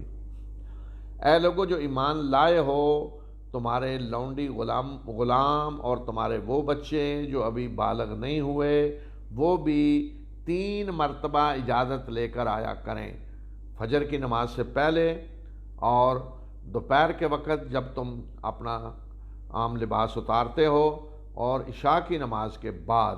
یہ 3 تمہاری پردے کے اوقات ہیں۔ اس کے علاوہ تم پہ اور ان پہ کوئی حرج نہیں کہ وہ تمہارے پاس آئیں جائیں، تمہارا ایک دوسرے سے تعلق ہے، ایک دوسرے کے ہاں تمہارا آنا جانا ہے۔ اسی طرح اللہ تمہارے لیے آیات کو کھول کر بیان کرتا ہے اور اللہ جاننے والا اور دانا ہے۔ تو 3 اوقات میں فرمایا کہ چھوٹے بچے جو ہیں، ظاہر ہے کچھ شعور والے، ظاہر ہے بالکل چھوٹے دن، تو جو بالغ ابھی نہیں ہوئے، بالغ آدمی ہوتا ہے 12 سال کی عمر میں تقریباً، تو جو ابھی بالغ نہیں ہوئے بچے، تو وہ بھی فرمایا کہ 3 اوقات میں ماں باپ کے پاس اجازت لے کے آیا کریں، یعنی بیڈ روم میں، کہ جب سونے کا ٹائم ہے، رات کو کوئی سو چکا ہے عشاء کے بعد، فجر سے پہلے ابھی تک سویا ہوا ہے، دوپہر کو قیلولہ کے لیے سویا ہوا ہے، تو اپنے بچے بھی جو نابالغ ہیں وہ بھی اجازت لے کر ماں باپ کے بیڈ روم میں آئے ہیں، اجازت کے بغیر نہ آئے۔ بچے جو نابالغ ہیں، ظاہر بالغ تو واضح ہے کہ اجازت لے کر آئیں گے اس حالت میں، بچے چھوٹے نابالغ وہ بھی اجازت لے کر آئے، لونڈی غلام ہیں اجازت لے کر آئیں، اس لیے کہ یہ وہ وقت ہے فرمایا کہ جو تمہارے پردے کا، جس میں آدمی اپنا عام لباس اتار کے، جیسے آج کہتے ہیں سلیپنگ سوٹ پہنا ہوا ہے، عام جو سونے کے وقت کوئی پہنتا ہے لباس وہ پہن کے سویا ہوا ہے، تو سطر پوری طرح ممکن ہے نہ چھپا ہوا ہو، تو اس حالت میں فرمایا کہ چھوٹے بچے جو بالغ نہیں وہ بھی ان 3 اوقات میں اجازت لے کر آیا کریں، ان 3 اوقات کے علاوہ وہ آئے جائیں، یہ کوئی اجازت لینے کی ضرورت نہیں بچوں کو۔ اور جب تمہارے بچے بلوغت کو پہنچ جائیں تو وہ بھی اسی طرح اجازت لیں جس طرح ان سے پہلے لوگ اجازت لیتے ہیں. اسی طرح اللہ تمہارے لیے آیات کو، اپنی آیات کو کھول کے بیان کرتا ہے، اور اللہ جاننے والا اور دانا ہے. اب ہوتا یہ ہے کہ جب کوئی کسی کا بچہ ہے، گھر آنا جانا ہے اس کا، جب نابالغ تھا آ رہا تھا تو نابالغ سے نہیں ہے، پردہ بچہ ہے. اب وہی بچہ بالغ ہو کے بڑا ہو گیا ہے تو لوگ کہتے ہیں وہ جی اس نے تو اب دیکھا ہوا ہے سب کو، تو اب اس سے کیا پردہ کرنا. نہیں، جب بالغ ہو تو وہیں روک دیا جائے گا، بس ختم، روک دیا. کیونکہ اب آپ جی بالغ ہو گئے ہیں، آئندہ سے آپ اجازت لے کر آئیں گے. تو اس لیے فرمایا کہ بچے جو بالغ ہو جائیں تو ان پہ بھی پھر اجازت کا قانون لاگو ہو جائے گا کہ گھروں میں آئیں تو اجازت لے کر آئیں جس طرح پہلے اجازت لیتے ہیں. تو وہاں یہ انہیں کوئی وہ نہیں رعایت دی جا سکتی جی ان کا تو پہلے آنا جانا ہے سب کو. دیکھا میں نے کئی دفعہ دیکھا کہ اگر کسی نے حج کے دوران، چونکہ عورت چہرے کا پردہ بھی نہیں کرتے، احرام میں نہیں ہے، چہرہ ننگا رکھنا ہے، تو کسی نے حج کسی کے ساتھ کر لیا، ظاہر ہے اس میں دیکھ لیا کسی کو، وہ جی اس نے ہمارے ساتھ حج کیا ہوا ہے، اب آئندہ اس سے کیا پردہ کرنا ہے، اس نے تو دیکھ ہی لیا ہے. تو یہ نہیں ہے کہ دیکھ لیا ہے تو آئندہ پردہ نہیں ہے. پردہ کے احکام ہیں، لازمی ان پہ عمل ہوگا. بچہ جب بالغ ہو جائے تو اس پہ وہی قانون لاگو ہوں گے جو بڑوں پہ لاگو ہوتے ہیں. جب اس سٹیج پہ پہنچ جائے تو وہیں روک دیا جائے گا اسے، بس اب آپ بالغ ہو چکے ہیں. اور عورتوں میں سے بڑی بوڑھی جو اب نکاح کی امید نہیں رکھتیں، ان پہ کوئی حرج نہیں اگر وہ اپنا دوپٹہ چادر اتار دیں، بشرطے کہ وہ زینت کا اظہار کرنے والی نہ ہوں. اور اگر وہ عفت کا راستہ اختیار کریں تو یہ ان کے لیے بہتر ہے. اللہ سننے والا اور جاننے والا ہے. یعنی بوڑھی عورتیں، بڑی عمر کی ہو چکی، جنہیں اب کوئی تصور بھی نہیں، کوئی نکاح کی عمر سے گزر چکی ہیں بوڑھی، تو فرمایا کہ وہ اگر چادر نہ لیں گھر میں غیر محرموں کے سامنے بھی چادر نہ لیں، اتار دیں تو کوئی عرض نہیں، لیکن اگر چادر رکھیں تو بہتر ہے. لیکن شرط کیا رکھی چادر نہ لینے کی حالت میں؟ کہ زینت کا اظہار نہ کر رہی ہوں. یہ نہیں کہ میک اپ کیا ہوا ہے، فیشن پورا زبردست کپڑے جو ہے وہ ماڈرن قسم کے وہ پہنے ہوئے ہیں فیشن کے، مطلب، اور اس کے بعد جی وہ میں تو جی وہ اب دیکھیں نا قرآن میں کہا ہے کہ میں چادر نہ بھی لوں تو کوئی حرج نہیں، لیکن شرط ہے کہ غیر متبرجات بزینہ، کہ وہ زینت کا اظہار نہ کر رہے ہوں. اس کے بعد آگے گھروں میں کھانے پینے کے بارے میں ہدایات دی ہیں.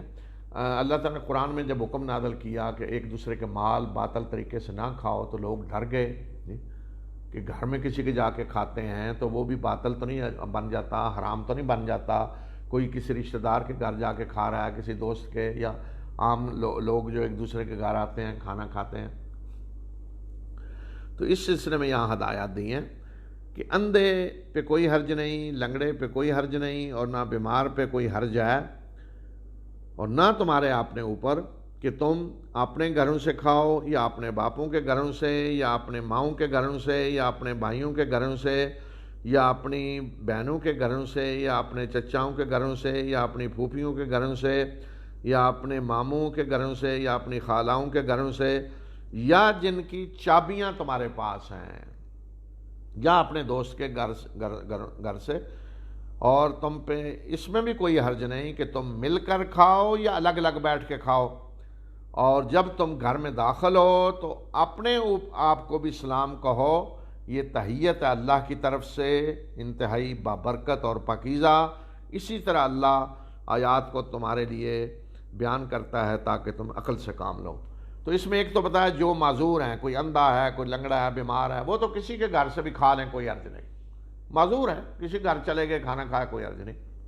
باقی یہ کہ جو رشتہ دار ہیں یہ سارے آگے بتائے تو ان کے گھروں سے کھانا بغیر اجازت کے جائیں کھائیں، یا بے شک آدمی چلا جائے اس لیے کہ آج میں کھانا کھانے جائے، اس نیت سے جا رہا ہے جی آج خالہ کے گھر چل کے کھانا کھاتے ہیں، ماموں کے گھر، چچا کے گھر، فلاں کے گھر، اس نیت سے آپ چلے گئے ہیں، کھانا تو کھائیں.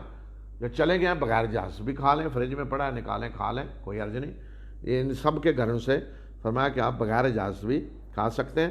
اسی طرح جس نے اپنے گھر کی چابی دی ہوئی ہے، مثلا فرض کریں باہر جب کوئی لوگ ہوتے ہیں، چھٹی آئے چابی کسی کو دے دی، تو اب یہ تو نہیں وہ وہاں سے فون کر رہا ہے پاکستان میں، وہ جی آپ کے فریج میں جوس پڑا ہے میں پی سکتا ہوں. نہیں، جب چابی کو دے کے آیا ہے تو اس کا مطلب ہے کھانے پینے کی کوئی چیز ہے تو آپ کھا سکتے ہیں. اسی طرح دوستوں کے گھر کوئی گیا ہے، دوست کو کہہ رہے جی میں آ رہا ہوں آج آپ کے یہاں کھانا کھانے، کوئی حرج نہیں جی، اس طرح دوستوں گھروں، قرابت داروں، رشتہ داروں کے گھروں آپ کھانا جو کھاتے ہیں تو یہ حرام میں نہیں آتا جی، لیکن یہ نہیں کہ کوئی باقاعدہ اس طرح کا وہ کرے کہ خود اپنے گھر پکانا ہی نہیں، کھانا ہی نہیں، جان بوجھ کر کہ میں نے جی وہ کھانا ہی دوسروں گھروں ہے۔ جس طرح وہ کہتے ہیں نا، کسی نے اخبار میں اشتہار دیا جی ایک نوکر چاہیے، اور کیا کہ اس کو جی بس روٹی ملا کرے گی، بس نوکر چاہیے، تنخواہ وانی روٹی اس کو دیا کریں گے۔ آیا جب نوکر، اس نے کہا جی میری ڈیوٹی کیا ہے؟ اس نے کہا جی وہ گرو کا لنگر پکتا ہے فلاں جگہ، وہاں سے اپنی کھانی ہے اور میری لے آنی ہے، یہ ہے ڈیوٹی تمہاری، وہاں سے اپنی کھانی ہے اور میری لے آنی ہے بس۔ تو اس طرح نہ ہو کہ ہر وقت یہی ہو جی، پلاننگ کے تحت کیا گھر نہیں پکانی آج فلاں فلاں فلاں فلاں کو ٹائم ٹیبل بنا ہوا ہے جان، اس طرح نہیں۔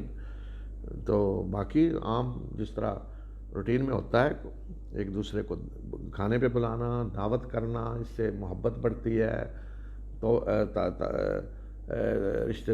رشتے مضبوط ہوتے ہیں، دوستوں کو بلانا یہ بہترین طریقہ ہے۔ رسول اللہ صلی اللہ علیہ وسلم خود بھی دعوتوں پہ جاتے تھے، بلاتے تھے، کھلاتے تھے، ہدیے دیتے تھے، تو یہ معاشرے میں اچھی چیز ہے، یہ ہونی چاہیے۔ تو اس لیے فرمایا کہ اس میں کوئی حرج نہیں، اور گھروں میں جب جاؤ تو اپنے گھروں میں بھی السلام علیکم کہو، سلیموا علی، اپنے گھر والوں پہ بھی فرمایا کہ یہ بہت ہی مبارک پاکیزہ تحیت ہے، السلام علیکم، سلامتی کی دعا کر رہے ہیں آپ۔ آپ دیکھیں ہم اپنی اصطلاح میں نا، پتہ ہے السلام کس پہ بھیجتے ہیں عموماً؟ صحابی ہو نا تو ہم کہتے ہیں رضی اللہ عنہ، اللہ کے انبیاء کے لیے ہم کہتے ہیں علیہ السلام، ان پہ علیہ السلام کہیں تو آپ اللہ کے نبی کا ذکر کر رہے ہیں۔ تو السلام علیکم بھی تو یہی ہے، آپ اس پہ سلام بھیج رہے ہیں، تجھ پہ سلام، فلاں پہ سلام، مجھ پہ سلام، کتنی بڑی دعا ہے۔ تو اس لیے اپنے گھر بھی جائیں، گھر والوں کو سلام کہیں، داخل ہو کر، بچے ہیں، بیوی ہے، جو بھی گھر میں ہے، سلام کہیں۔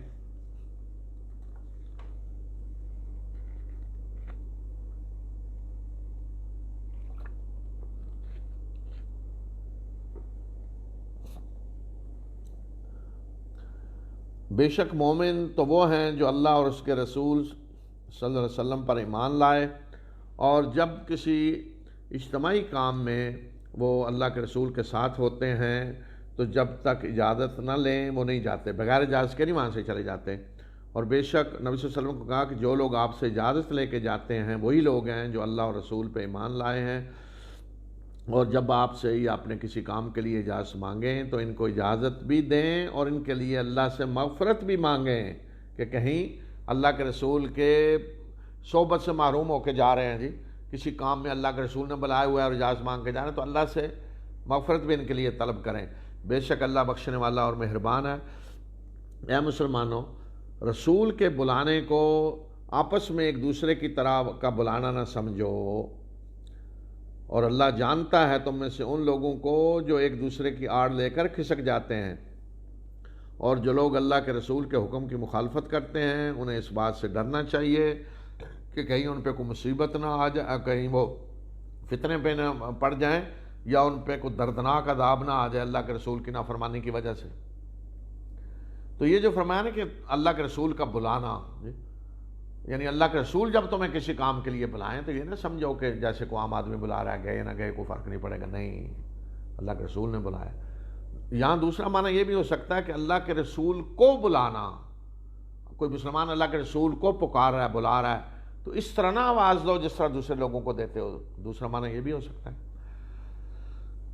سن لو کہ بے شک اللہ ہی کا ہے جو کچھ آسمانوں میں ہے اور زمین میں ہے، اور وہ اللہ جانتا ہے تم جس حالت میں ہو، اور جس دن یہ سب لوگ اس کی طرف لوٹائے جائیں گے تو وہ انہیں بتائے گا جو وہ عمل کر کے آئے ہیں، اور اللہ ہر چیز کو جاننے والا ہے۔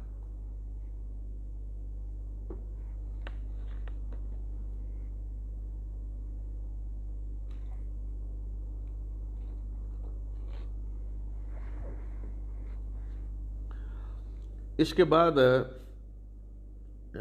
سورہ نور یہاں ختم ہوئی، اس کے بعد سورہ فرقان ہے۔ سورہ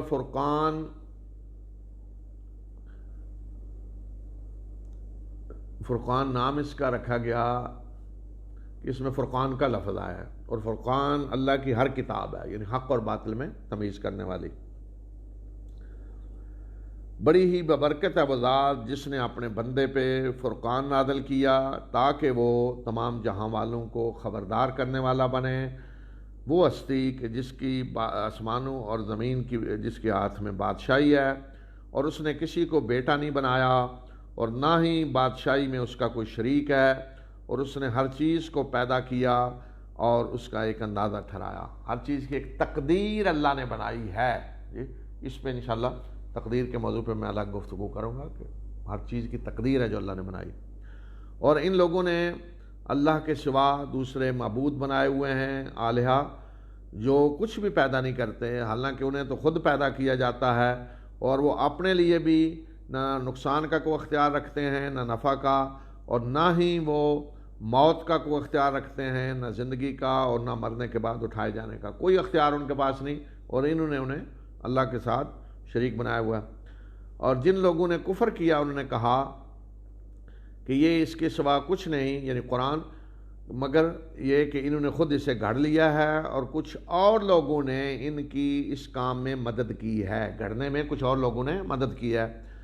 تو یہ بات جو کہہ رہے ہیں یہ بہت بڑا ظلم اور جھوٹ ہے، بڑی ظلم اور جھوٹ کی بات ہے جو یہ چھانٹ کے لائے ہیں۔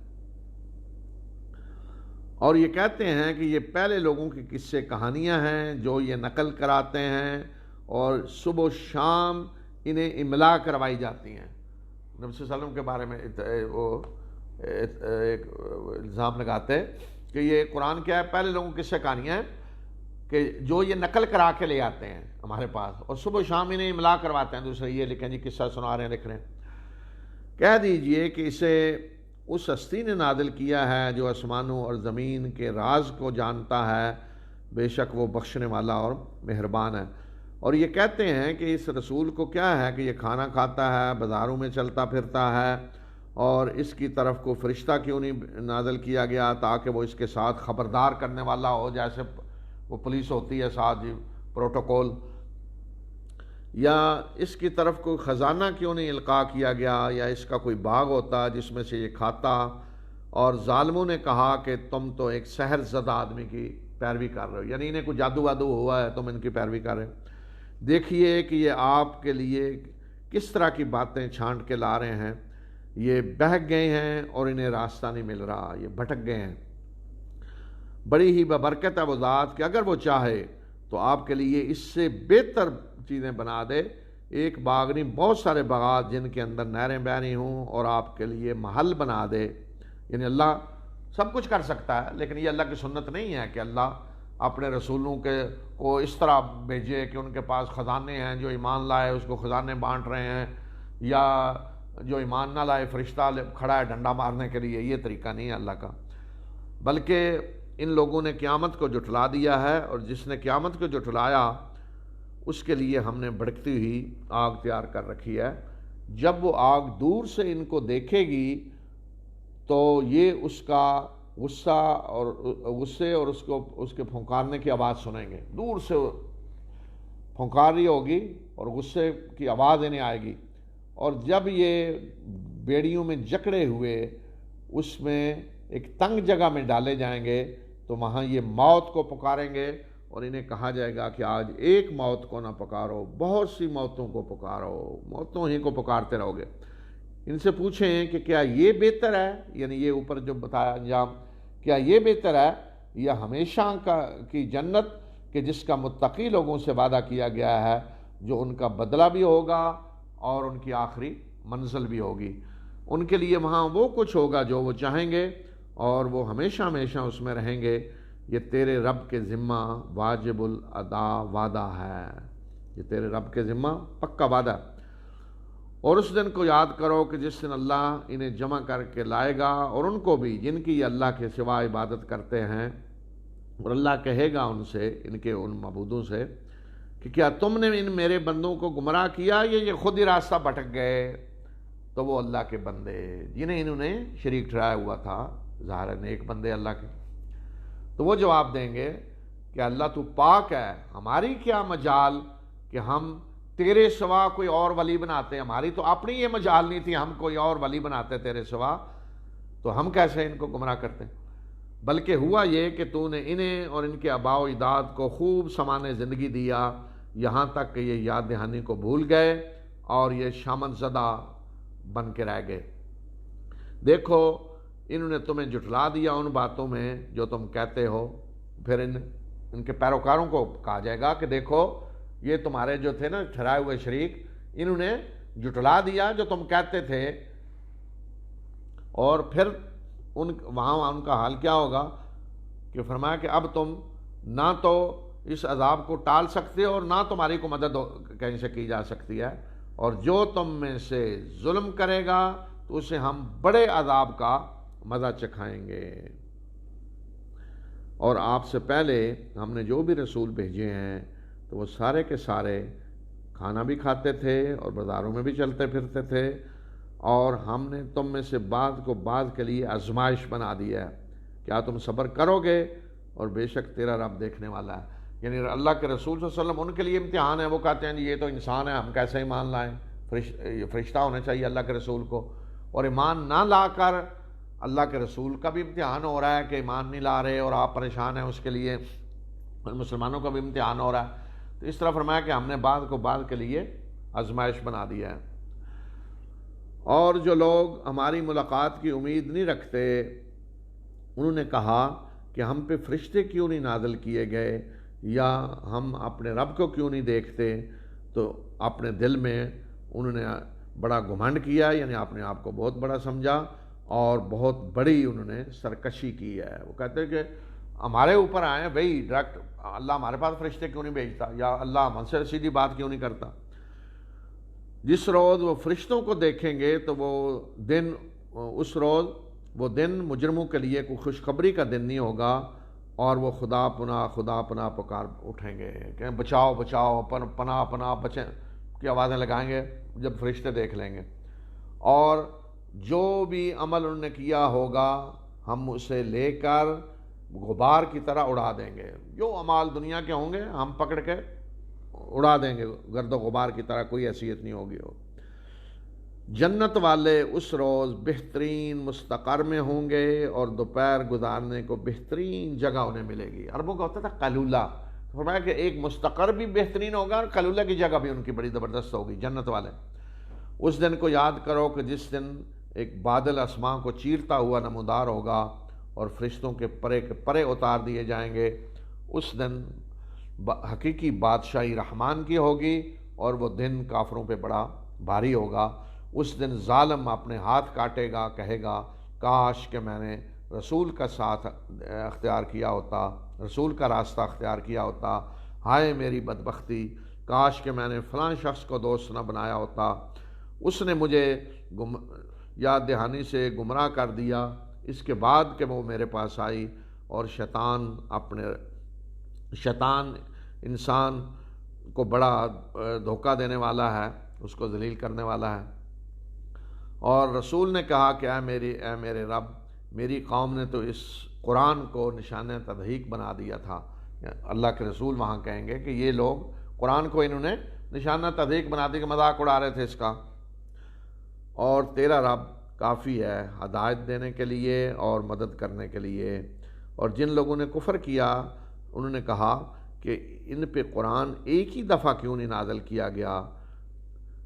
تو اس کے جواب میں اللہ تعالیٰ نے فرمایا کہ ایسا ہی ہوا ہے، یعنی ایک دفعہ کیوں نہیں، تھوڑا تھوڑا کر کے نازل ہو رہا ہے۔ کیوں؟ کہ تاکہ اس قرآن کے ذریعے ہم آپ کے دل کو مضبوط کریں اور ٹھہر ٹھہر کر آپ کو سنائیں، تھوڑا تھوڑا کر کے۔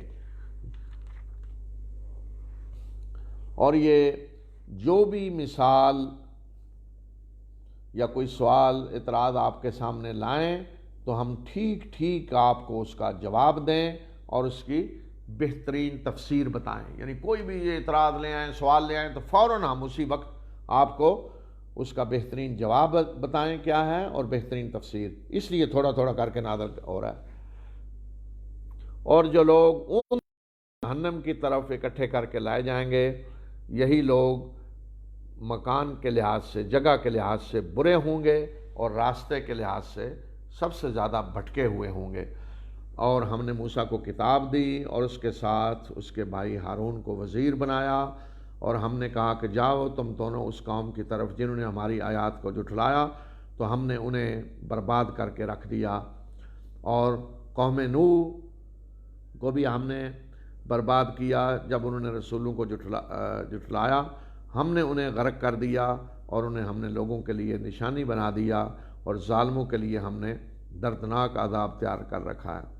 اور عاد اور سمود کو بھی عاد اور سمود اور اصحاب الرس اور اس کے درمیان کی بہت ساری قوموں کو ہم نے ہلاک کیا، اور ہر ایک کو ہم نے مثالیں دے دے کر سمجھایا، اور پھر ہر ایک کو ہم نے تباہ و برباد کر کے رکھ دیا۔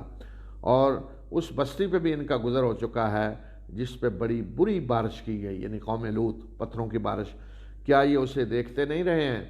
بلکہ یہ تو مرنے کے بعد اٹھائے جانے کی کوئی امید ہی نہیں رکھتے، اس لیے انہیں اس طرح کی نشانیاں دیکھنے کے بعد بھی کوئی اثر نہیں ہوتا۔ اور جب یہ لوگ آپ کو دیکھتے ہیں، نبی صلی اللہ علیہ وسلم کو کہا جا رہا ہے، جب یہ لوگ آپ کو دیکھتے ہیں تو آپ کا مذاق اڑانا آپ کو مذاق بنا لیتے ہیں، اور کہتے ہیں کہ کیا یہ ہیں جنہیں اللہ نے رسول بنا کر بھیجا ہے، یعنی تنزیہ طور پہ کہتے ہیں کیا یہ ہیں جنہیں اللہ نے رسول بنا کر بھیجا ہے۔ یہ تو قریب تھا کہ ہمیں اپنے معبودوں سے برگشتہ کر دیتا اگر ہم ان کی عبادت پہ ڈٹ نہ گئے ہوتے، آپس میں کہتے ہیں۔ اور جلد ہی انہیں معلوم ہو جائے گا جب یہ عذاب دیکھیں گے کہ کون ہے کہ جو راستے سے سب سے زیادہ بھٹکا ہوا ہے۔ کیا آپ نے اس شخص کی حالت پہ غور کیا جس نے اپنی خواہشات نفس کو اپنا الہ بنایا ہوا ہو؟ کیا آپ ایسے شخص کے ذمہ دار بن سکتے ہیں؟ یعنی ایک تو ہے نا کوئی معبود بت یا قبر یا جو بھی پوج رہا ہے، خواہشات نفس معبود ہے، حلال حرام صحیح غلط کیا ہے، وہ جو خواہش ہے بس وہ خواہش معبود ہے، اس کے مطابق زندگی گزار رہا ہے، خواہشات نفس اس کی ہر چیز ہے۔ کیا تم سمجھتے ہو کہ ان میں سے اکثر سنتے ہیں یا عقل سے کام لیتے ہیں؟ یہ تو جانوروں کی طرح ہیں بلکہ ان سے بھی زیادہ بہکے ہوئے ہیں۔ کیا تم نے دیکھا نہیں کہ تیرے رب نے کس طرح سائے کو پھیلایا، اور اگر وہ چاہتا تو اسے ساکن کر دیتا، ایک ہی حالت میں کر دیتا، اور پھر سورج کو اس نے اس پہ دلیل بنا دیا، اور پھر ہم اس کو آہستہ آہستہ اپنی طرف کھینچتے ہیں، قبض کر سایہ سمٹتا چلا جاتا ہے۔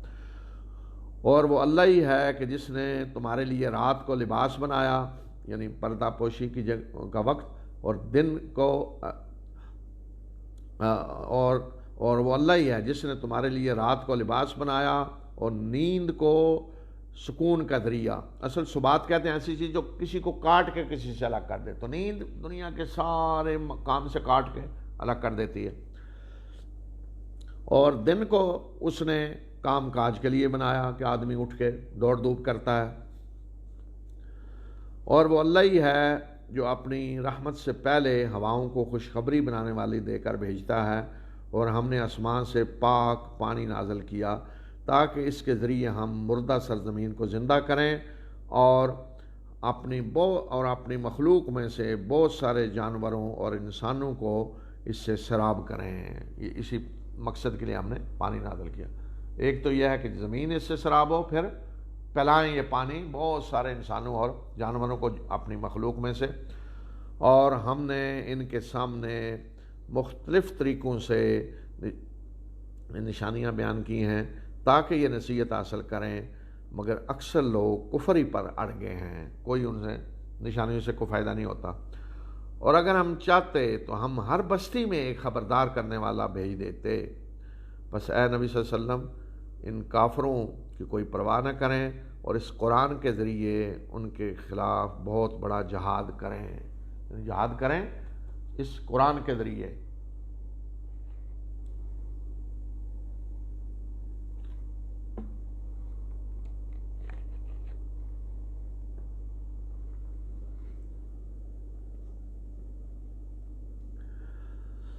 اب اگلی آیت میں ایک اور بہت بڑی نشانی اللہ تعالیٰ اپنی بتا رہے ہیں، اور یہ بھی قرآن کا معجزہ ہے، ایک بہت بڑا سمندروں کے بارے میں جو کچھ قرآن نے بتایا ہے۔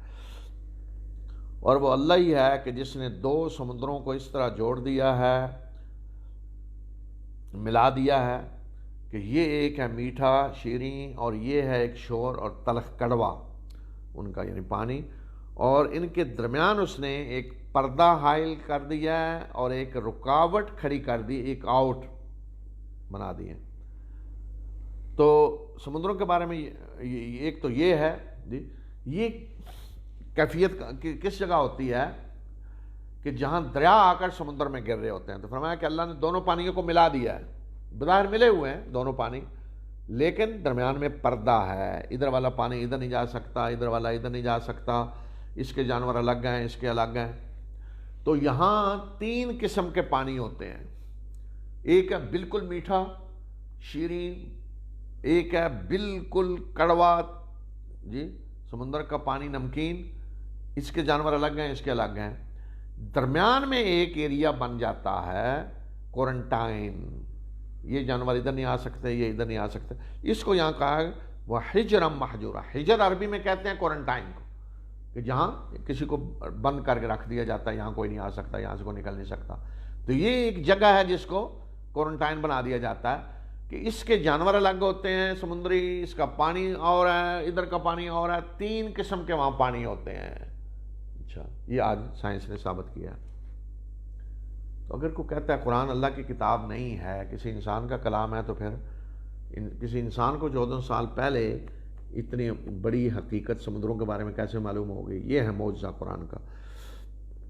اور وہ اللہ ہی ہے جس نے پانی سے بشر کو پیدا کیا اور پھر اس کے نسبی اور سسرالی رشتے بنائے، اور تیرا رب قدرت رکھنے والا ہے۔ یہ بھی اللہ کی نعمتیں ہیں، سسرالی رشتے، نسبی رشتے۔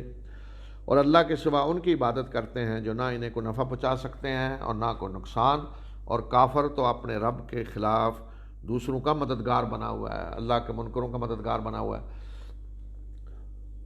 اور ہم نے آپ کو صرف اور صرف خوشخبری دینے والا اور خبردار کرنے والا بنا کر بھیجا ہے۔ کہہ دیجئے کہ میں اس کام پہ یعنی اللہ کا پیغام پہنچانے پہ تم سے کوئی اجرت نہیں مانگ رہا، میں تو بس یہ چاہتا ہوں کہ جو اللہ کی طرف جانے کا راستہ اختیار کرنا چاہتا ہے وہ کر لے۔ اور آپ اے نبی صلی اللہ علیہ وسلم اس زندہ جاوید ہستی پہ توکل کریں کہ جسے موت نہیں آئے گی، اور اس کی حمد کے ساتھ تسبیح کریں، اور وہ اپنے بندوں کے گناہوں کی خبر رکھنے کے لیے کافی ہے۔ وہی اللہ جس نے آسمانوں اور زمین اور ان کے درمیان کی سب چیزوں کو 6 دنوں میں پیدا کیا، پھر وہ عرش پہ جلوہ فرما ہوا، وہ رحمان ہے، اس کے بارے میں کسی خبر رکھنے والے سے پوچھیں کہ رحمان کی شان کیا ہے۔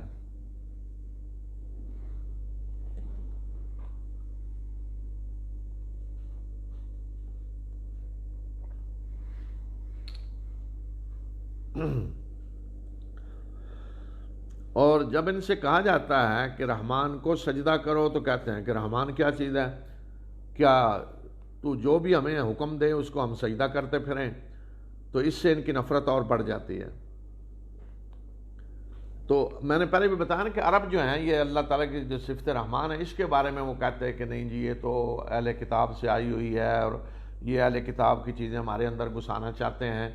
تو اس لیے فرمایا کہ جب انہیں کہا جاتا ہے رحمان کو سجدہ کریں تو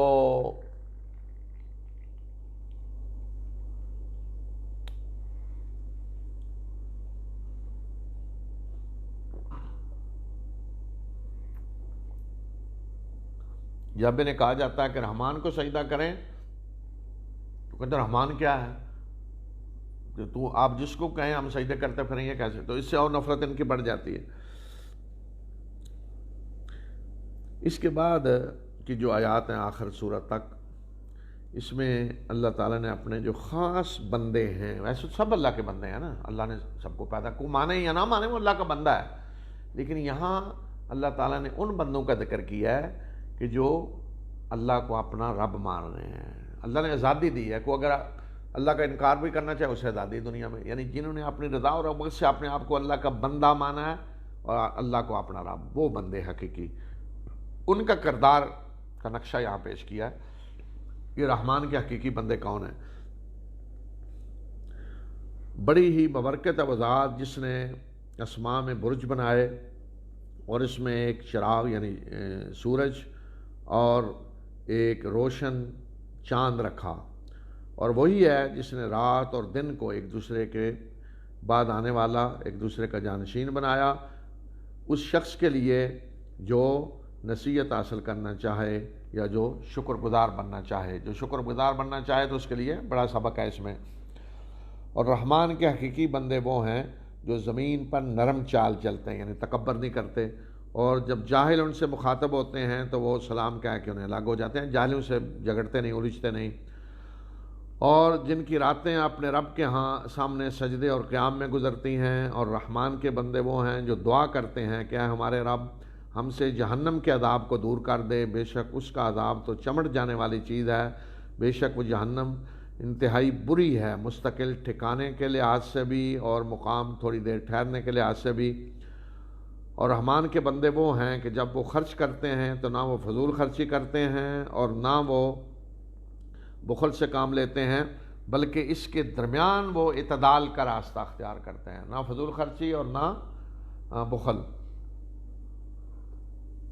تو ان دونوں چیزوں کو اللہ نے ناپسند کیا، فضول خرچی کو بھی اور بخل کو بھی۔ اور رحمان کے بندے وہ ہیں جو اللہ کے ساتھ کسی اور معبود کو نہیں پکارتے، کسی اور الہ کو نہیں پکارتے، اور جس جان کا قتل اللہ نے حرام کیا ہے وہ اس کو ناحق قتل نہیں کرتے، اور نہ ہی وہ زنا کرتے ہیں، اور جو یہ کام کرے گا تو وہ اس کا گناہ کا بوجھ اٹھائے گا، وہ اس کا انجام جو ہے وہ گناہ اس میں مبتلا ہوگا۔ قیامت کے دن اس کے عذاب کو بڑھایا جائے گا مسلسل، اور وہ اس میں رسوا ہو کر ہمیشہ پڑا رہے گا، سوائے اس کے جس نے توبہ کی، ایمان لایا، نیک عمل کیے۔ تو یہ وہ لوگ ہیں کہ جن کی برائیوں کو اللہ بلائیوں سے بدل دے گا، اور اللہ بخشنے والا اور مہربان ہے۔ تو یہ بتایا کہ جو توبہ کر لیں تو جو ان کی صلاحیتیں برائیوں میں استعمال ہو رہی ہوتی ہیں وہ نیکیوں میں استعمال ہوتی ہیں، ایک تو یہ مطلب۔ دوسرا یہ کہ ہر توبہ کے بدلے میں نیکی ملتی ہے، تو جتنے گناہ تھے ان کی جگہ نیکیاں اللہ عطا کر دیتا ہے۔ دیکھیں اللہ کی رحمت۔ تو توبہ کے موضوع پہ بھی انشاءاللہ میں الگ تفصیل سے بات کروں گا۔ اور جس نے توبہ کی اور نیک عمل کیا تو بے شک وہ شخص اللہ کی طرف پلٹ آیا جس طرح کے پلٹنے کا حق ہے۔ اور رحمان کے بندے وہ ہیں جو جھوٹ کے گواہ نہیں بنتے، اور جب کسی لغو چیز سے ان کا گزر ہوتا ہے تو شریفانہ طریقے سے گزر جاتے ہیں۔ جھوٹ کے گواہ یعنی جھوٹی گواہی نہیں دیتے، جھوٹ نہیں بولتے، یہ ساری چیزیں اس میں آ جاتی ہیں۔ رحمان کے بندے وہ ہیں کہ جب ان کے رب کی آیات کے ذریعے انہیں یاد دہانی کرائی جاتی ہے تو وہ ان پہ اندھے بہرے بن کر نہیں گرتے۔ رحمان کے بندے وہ ہیں جو دعا کرتے ہیں کہ ہمارے رب ہماری بیویوں اور ہماری اولادوں میں سے ہمیں آنکھوں کی ٹھنڈک عطا فرما اور ہمیں متقی لوگوں کا امام بنا۔ یہی وہ لوگ ہیں کہ جنہیں اس صبر کے بدلے میں جو انہوں نے کیا بلند عمارتیں، بلند منزلیں عطا کی جائیں گی، اور جنت میں ان کا تحیت و سلام کے ساتھ استقبال کیا جائے گا۔ اسی جنت میں وہ ہمیشہ رہیں گے۔ کتنا ہی بہترین ہے وہ مستقر اور مقام، یعنی جنت۔ کہہ دیجئے، نبی صلی اللہ علیہ وسلم کو فرمایا اعلان، کہہ دیجئے کہ میرے رب کو تمہاری کوئی پرواہ نہیں اگر تم مجھ سے مانگو نہیں، اگر تم مجھ سے نہ مانگو تو اسے بھی تمہاری کوئی پرواہ نہیں۔ تو اب تم نے جھٹلا دیا ہے تو اب اس کا نتیجہ نکل کر آئے گا، لازمی نتیجہ جھٹلانے کا آئے گا۔ اور دوسرا معنی یہ بھی ہو سکتا ہے کہ میرے رب کو تمہاری کوئی پرواہ نہیں اگر تمہیں دعوت دینا مقصود نہ ہو، یعنی اللہ کے رسول صلی اللہ علیہ وسلم ہر وقت لگے ہیں منت سماجت جیسے ایمان لے آؤ، آپ دن رات ایک کیے ہوئے، تو یہ فرمایا کہ میرے رب کو تمہاری کوئی پرواہ نہیں، جو میں ہر وقت تمہارے پیچھے پڑا ہوا ہوں دعوت دینے کے لیے، تم تک پیغام پہنچ جائے، حجت پوری ہو جائے۔ اور پہلا معنی زیادہ صحیح ہے کہ میرے رب کو تمہاری کوئی پرواہ نہیں، لولا دعاکم، اگر تمہاری دعا نہ ہو، تم اپنے رب سے نہ مانگو تو پھر اللہ کو بھی تمہاری کوئی پرواہ نہیں ہے۔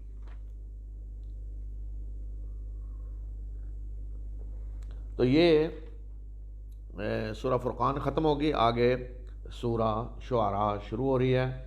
سورہ شعراء کا نام شعراء رکھا گیا اس مناسبت سے کہ اس میں شعراء کا ذکر آ رہا ہے، وہی جیسے اردو میں جو ہم شعراء کہتے ہیں، وہی شاعر کی جمع۔ اس صورت کے اکثر جو اس میں واقعات آ رہے ہیں، حضرت نوح کا قصہ ہے، حضرت عاد اور سمود، یہ سارے ہم پیچھے پڑھ چکے ہیں جی، تو میں بس اس کا ترجمہ پڑھ دیتا ہوں، آخر میں شعراء کا کچھ ذکر ہے، وہاں میں تھوڑی بات کروں گا اگر ہم نے اس صورت کو ختم کیا۔ تا سین میم یہ حروف مقطعات ہیں، یہ اس کتاب کی آیات ہیں جو اپنا مدعا کھول کے بیان کر رہی ہے۔ اے نبی صلی اللہ علیہ وسلم، شاید کہ آپ اپنے آپ کو ان کے پیچھے گھلا دیں اس وجہ سے کہ یہ ایمان نہیں لا رہے، یعنی اس پریشانی میں کہ یہ ایمان نہیں لا رہے۔ اگر ہم چاہیں تو آسمان سے ان پر ایسی ایک نشانی اتار دیں کہ جس کے آگے ان کی گردنیں جھک جائیں، اور ان کے پاس رحمان کی طرف سے جو بھی نئی یاد دہانی آتی ہے تو یہ اس سے منہ موڑے ہوئے ہیں، تو انہوں نے جھٹلا دیا ہے۔ تو اب جس چیز کا یہ مذاق اڑاتے رہے ہیں اس کی حقیقتیں ان کے سامنے آئیں گی۔ کیا انہوں نے زمین کو نہیں دیکھا کہ اس میں ہم نے ہر قسم کی نفع بخش چیزیں اگائی ہیں؟ بے شک اس میں ایک بڑی نشانی ہے، اور ان میں سے اکثر ایمان لانے والے نہیں ہیں، اور بے شک تیرا رب زبردست اور مہربان ہے۔ تو نشانی مانگتے تھے، نشانی تو بھائی یہ دیکھو نشانیاں ہی نشانیاں ہیں، ان سے کیوں نہیں سبق حاصل کرتے؟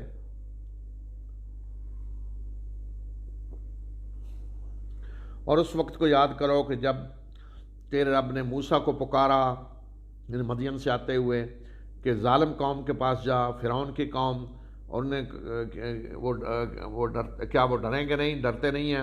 موسیٰ نے کیا کہا، میرے رب مجھے ڈر ہے کہ وہ مجھے جھٹلا دیں گے، اور میرا سینہ تنگ ہوتا ہے اور میری زبان نہیں چلتی، تو ہارون کی طرف رسالت بھیج، یعنی ہارون کو رسول بنا دے، اور ان کا مجھ پہ ایک گناہ بھی ہے، میں ڈرتا ہوں کہ مجھے قتل کر دیں گے، یعنی میں نے ان کا بندہ قتل کیا تھا، FIR درج ہے وہاں، تو یہ نہ ہو کہ اب جاؤں تو مجھے قتل کر دیں۔ اللہ تعالیٰ نے فرمایا کہ ہرگز نہیں، جاؤ تم دونوں ہماری آیات کے ساتھ، بے شک میں تمہارے ساتھ ہوں، سن رہا ہوں۔ جاؤ فرعون کے پاس اور اسے کہو کہ ہم رب العالمین کے رسول ہیں، ہمارے ساتھ بنی اسرائیل کو بھیج دیں۔ تو جب گئے تو اب آگے سے فرعون کیا کہہ رہا ہے؟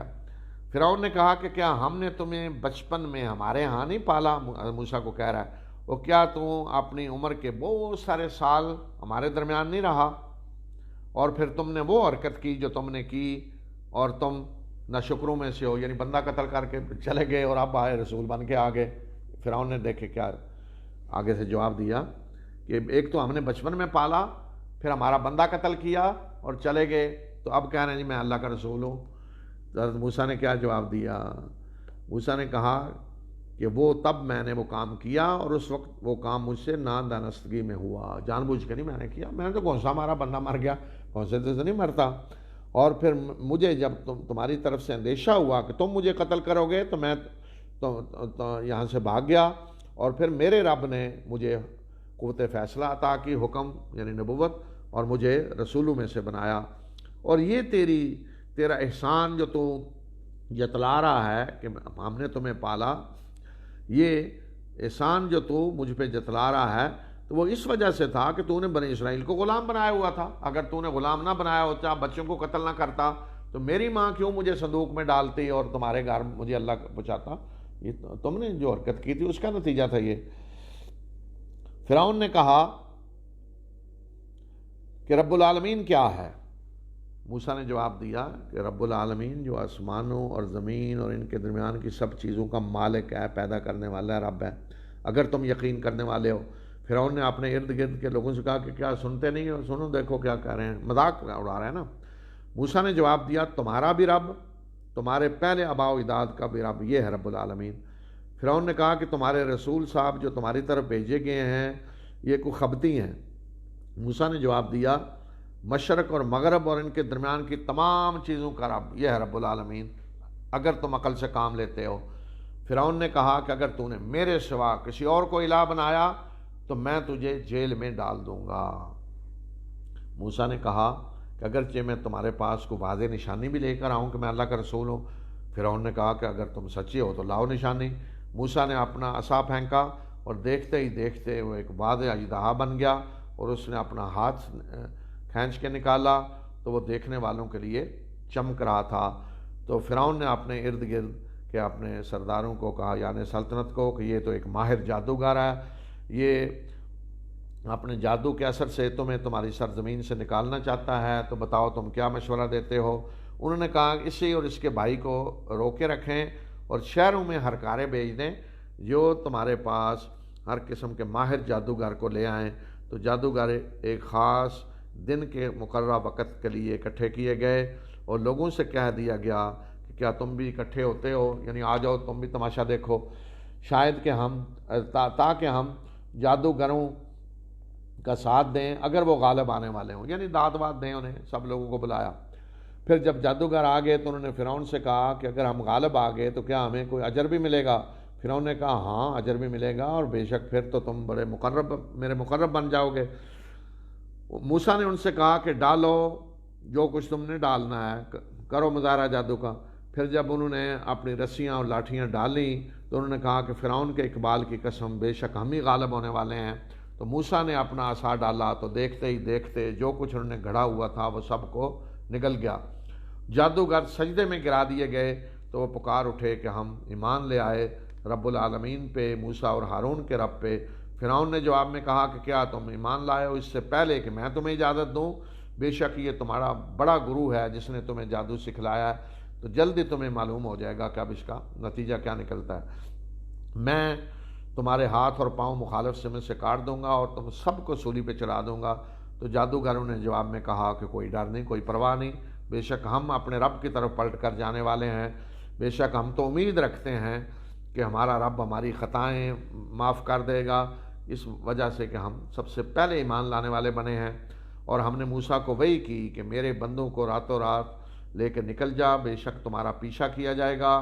اور فرعون نے شہروں میں ہرکارے بھیجے کہ بے شک یہ ایک تھوڑا سا گروہ ہے، بنی اسرائیل کے بارے میں کہا تھوڑا سا گروہ ہے اور یہ ہمیں غصہ دلا رہے ہیں، اور بے شک ہم ایک بڑے ہوشیار جتھا ہیں، یعنی قبطی ہماری قوم، اور اس طرح ہم نے انہیں باغوں اور چشموں اور خزانوں اور بڑے عیش و عشرت کی جگہ سے نکالا، اپنی قوم کو بھڑکایا، دیکھو یہ تھوڑی سی گروہ ہے، ہمیں غصہ دلا رہے ہیں، ہمیں بھڑکا رہے ہیں اور ہم فلاں فلاں، نکلو۔ اس طرح فرمایا کہ ہم نکال لائے انہیں سمندر میں غرق کرنے کے لیے، لے آئے جہاں غرق کرنا تھا۔ اسی طرح ہوا اور ہم نے بنی اسرائیل کو وارث بنا دیا ان چیزوں کا، مصر میں نہیں، آگے جا کے فلسطین میں۔ اور انہوں نے صبح ہوتے ہی ان کا پیچھا کیا، فرعون کی فوجوں نے پیچھا کیا بنی اسرائیل کا۔ پھر جب دونوں گروہ آمنے سامنے ہوئے، دونوں گروہوں نے ایک دوسرے کو دیکھا تو موسیٰ کے ساتھی پکار اٹھے کہ بے شک ہم تو پکڑ لیے گئے، مارے گئے، پکڑ پیچھے سے آ گئے ہیں، وہ آگے سمندر ہے، کدھر جائیں؟ موسیٰ نے کہا ہرگز نہیں، بے شک میرا رب میرے ساتھ ہے، وہ میری رہنمائی کرے گا۔ ہم نے موسیٰ کو وحی کی کہ اپنی لاٹھی سمندر پہ مار، سمندر پھٹا اور اس کا ہر ٹکڑا ایک عظیم پہاڑ کی طرح تھا، ایک پہاڑ کی طرح ادھر آئے کدھر ہے، درمیان میں راستہ۔ اور ہم پھر دوسرے لوگوں کو بھی قریب لے آئے پیچھے سے، فرعون کو آؤ بھی تم بھی آگے آؤ، آگے آؤ۔ اور ہم نے موسیٰ اور اس کے سب ساتھیوں سب کو نجات دی اور دوسروں کو ہم نے غرق کر دیا۔ بے شک اس میں بڑی نشانی ہے اور ان میں سے اکثر ایمان لانے والے نہیں۔ اگر نشانیاں چاہتے تو اس سے بڑی نشانی کیا ہے؟ اور بے شک تیرا رب زبردست اور مہربان ہے۔ اور انہیں ابراہیم کا قصہ سناؤ جب اس نے اپنے باپ اور اپنی قوم سے کہا کہ تم کن چیزوں کی عبادت کرتے ہو؟ انہوں نے کہا کہ ہم ان بتوں کی عبادت کرتے ہیں اور ہم انہی کی سیوا میں لگے رہتے ہیں۔ تو ابراہیم نے کہا کہ کیا جب تم انہیں پکارتے ہو تو یہ سنتے ہیں یا تمہیں فائدہ پہنچاتے ہیں یا نقصان پہنچاتے ہیں؟ تو انہوں نے کہا نہیں، بلکہ ہم نے اپنے آباء و اجداد کو اسی طرح کرتے پایا، یعنی مکھی پہ مکھی مار رہے ہیں، کوئی خود نہیں سوچا کہ یہ کیا کر رہے ہیں، باپ دادا کرتے آ رہے ہیں، ہم بھی کر رہے ہیں۔ اور عجیب بات یہ ہے انسان کی، ایک دیکھیں باقی دنیا کے معاملات میں نہیں کوئی جی میرا باپ ان پڑھ تھا میں نے نہیں پڑھنا، میرا باپ جاہل تھا جاہل رہنا ہے، میرا باپ کوئی مالدار نہیں تھا میں نے بھی فقیر رہنا ہے، نہیں، بلکہ شرم آئے گی انہیں، نہیں ہم نے باپ دادا کے طریقہ چھوڑ کے اپنا فوراً نیا سب کچھ۔ لیکن دین کے معاملے میں مت ماری جاتی ہے، جو باپ دادا کر رہے ہیں وہی کر رہے ہیں، اور وہاں نہیں سوچتے کہ باپ دادا حق پہ تھے باطل پہ تھے کیا تھے، تو ہمیں کیا کرنا، نہیں باپ دادا کا طریقہ، اس پہ لڑتے ہیں لوگ۔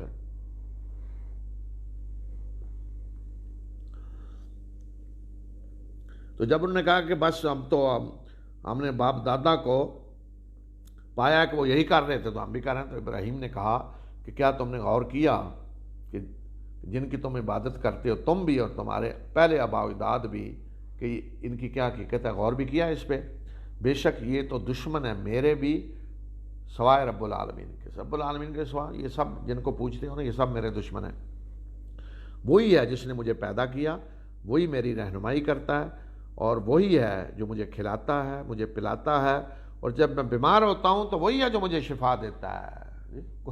یہ تم نے جو بنائی یہ نہیں شفا دینا، اور ظاہر بنائے ہوئے تھے نا، یعنی آج دیکھیں نا کوئی یہ کہتا ہے جی اللہ مجھے شفا دیتا ہے، اللہ سے شفا مانگیں، بیماری ہو تو مشورہ ہو جی فلاں جگہ جائے، فلاں جگہ یہ چڑھائیں، یہ چڑھاوا، یہ نیاز، یہ نیاز، یہ نیاز، یہ سارے کیا ہیں جی؟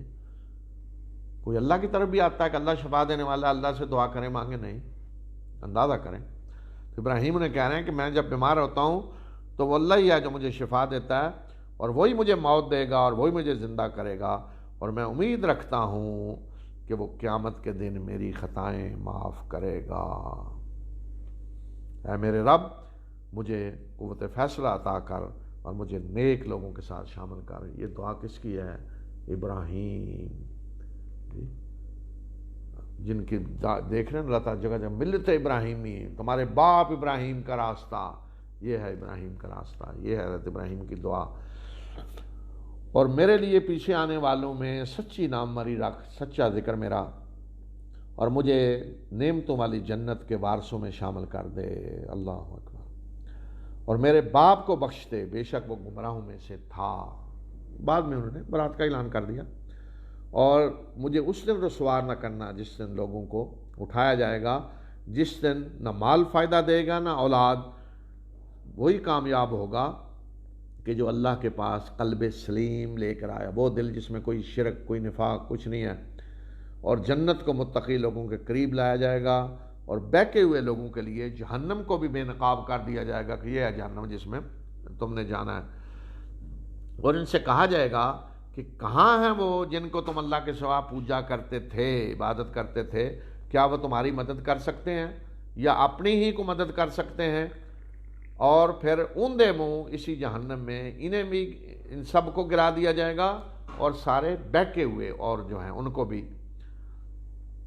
اور ابلیس کے سارے لشکروں کو بھی۔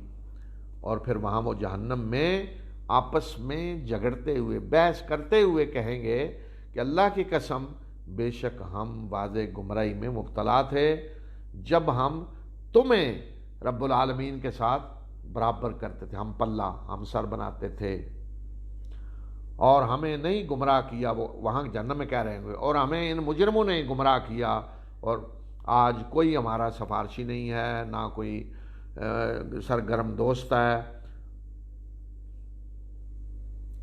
اور اگر ہمیں ایک دفعہ واپس پلٹ کر جانے کی اجازت دی جائے تو بس ہم مومنوں میں سے ہو جائیں گے۔ ایک دفعہ اجازت دیں، اب مومن ہو جائیں گے۔ بے شک اس میں بڑی نشانی ہے، اور ان میں سے اکثر ایمان لانے والے نہیں ہیں۔ اور بے شک تیرا رب زبردست ہے اور رحم کرنے والا ہے۔ قوم نوح نے رسولوں کو جھٹلایا۔ اس وقت کو یاد کرو کہ جب ان کے بھائی نوح نے انہیں کہا کہ کیا تم ڈرتے نہیں ہو؟ میں تمہارے لیے ایک امانت دار رسول ہوں، اللہ سے ڈرو اور میری اطاعت کرو، اور میں اس کام پہ، رسالت پہ تم سے کوئی اجرت نہیں مانگ رہا، میرا اجر تو رب العالمین کے ذمے ہے، بس اللہ سے ڈرو اور میری اطاعت کرو۔ تو انہوں نے کہا کہ کیا ہم تجھ پہ ایمان لے آئیں حالانکہ رذائل قسم کے لوگوں نے تمہاری پیروی کی ہے، یعنی گھٹیا قسم کے لوگ ہمارے معاشرے کے، انہوں نے تمہاری پیروی کی ہے۔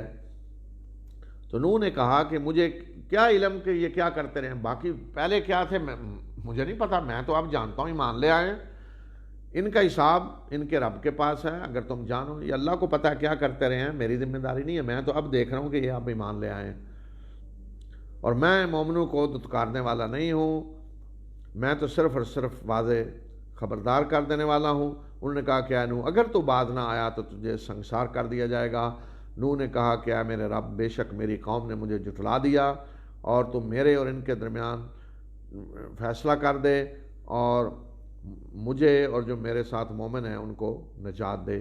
پس ہم نے اسے اور جو اس کے ساتھ تھے ایک بھری ہوئی کشتی میں نجات دی، اور بعد میں اور باقیوں کو پھر باقیوں کو ہم نے غرق کر دیا. بے شک اس میں ایک بڑی نشانی ہے اور ان میں سے اکثر ایمان لانے والے نہیں ہیں. اور بے شک تیرا رب زبردست اور مہربان ہے. عاد نے رسولوں کو جھٹلایا. اس وقت کو یاد کرو کہ جب ان کے بھائی ہود نے کہا کہ کیا تم ڈرتے نہیں ہو, میں تمہارے لیے ایک امانتدار رسول ہوں, بس اللہ سے ڈرو اور میری اطاعت کرو, اور میں اس کام پہ تم سے کوئی اجرت نہیں مانگ رہا, میرا اجر تو رب العالمین کے ذمہ ہے. کیا تم ہر بلند جگہ پہ بے مقصد یادگاریں تعمیر کرتے ہو؟ ہر بلند جگہ پہ بڑی بڑی عمارتیں بناتے ہو, یادگاریں, اور بڑے بڑے محل بناتے ہو, شاید کہ تم نے ہمیشہ رہنا ہے دنیا میں, اور جب تم کسی پہ ہاتھ ڈالتے ہو تو جبارانہ طریقے سے ظالموں کی طرح ڈالتے ہو.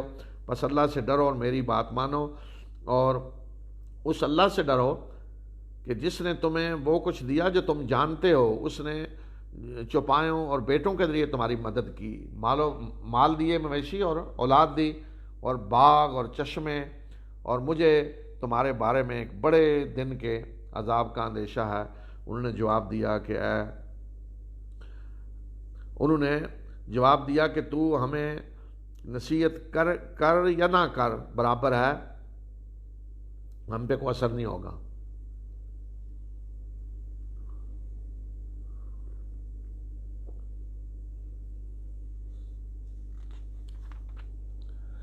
بے شک یہ پہلے لوگوں کے قصے کہانیاں ہیں, یعنی اللہ کے رسول جو سنا رہے ہیں, بتا رہا ہوں, کہتے ہیں یہ پہلے لوگوں کے قصے کہانیاں ہیں, اور ہمیں کوئی عذاب نہیں دیا جائے گا, ہم عذاب پانے والے نہیں ہیں. بس انہوں نے اس کو جھٹلا دیا اور ہم نے انہیں ہلاک کر دیا. بے شک اس میں ایک بہت بڑی نشانی ہے اور ان میں سے اکثر ایمان لانے والے نہیں ہیں, اور بے شک تیرا رب زبردست اور مہربان ہے. سمود نے رسولوں کو جھٹلا دیا. اب یہاں آپ دیکھیں کہ اس پوری صورت میں اللہ تعالیٰ ہمارے سمود نے رسولوں کو جھٹلا دیا, عاد نے رسولوں کو جھٹلا دیا, حالانکہ ایک رسول کو جھٹلایا نا. لیکن جب کوئی اس طرح جھٹلاتا ہے نا کہ رسول تو جی فرشتہ ہونا چاہیے, انسان رسول آ ہی نہیں سکتا, اور اس طرح, تو گویا کہ وہ رسالت کو ہی جھٹلا رہے ہیں, سارے ہی رسولوں کو جھٹلا رہے ہیں. اس لیے فرمایا کہ ایک رسول نہیں, سب بھی رسولوں کو جھٹلایا. اس لیے کہ جب انہوں نے کہہ دیا انسان رسول ہو ہی نہیں سکتا تو سارے ہی رسولوں کو جھٹلا دیا, اس لیے کہ رسول تو سارے انسان تھے, فرشتے تو نہیں تھے.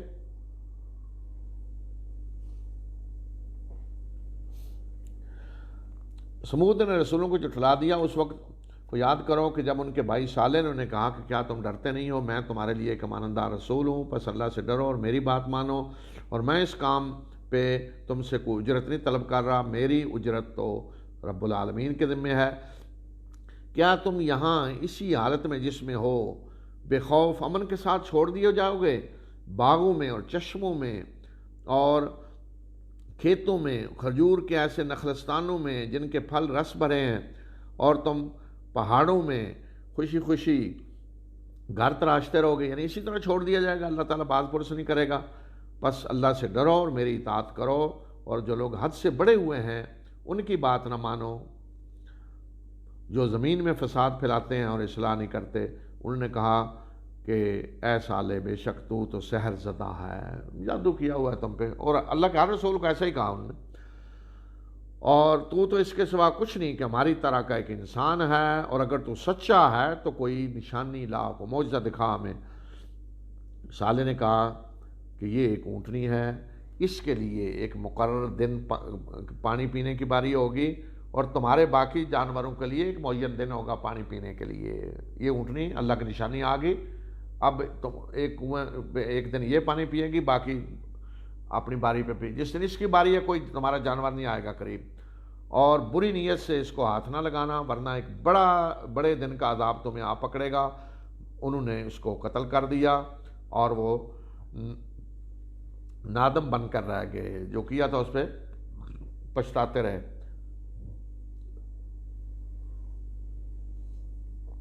اور عذاب نے انہیں آ پکڑا. بے شک اس میں بڑی نشانی ہے اور ان میں سے اکثر مومن نہیں ہیں, اور بے شک تیرا رب زبردست بھی ہے اور مہربان بھی.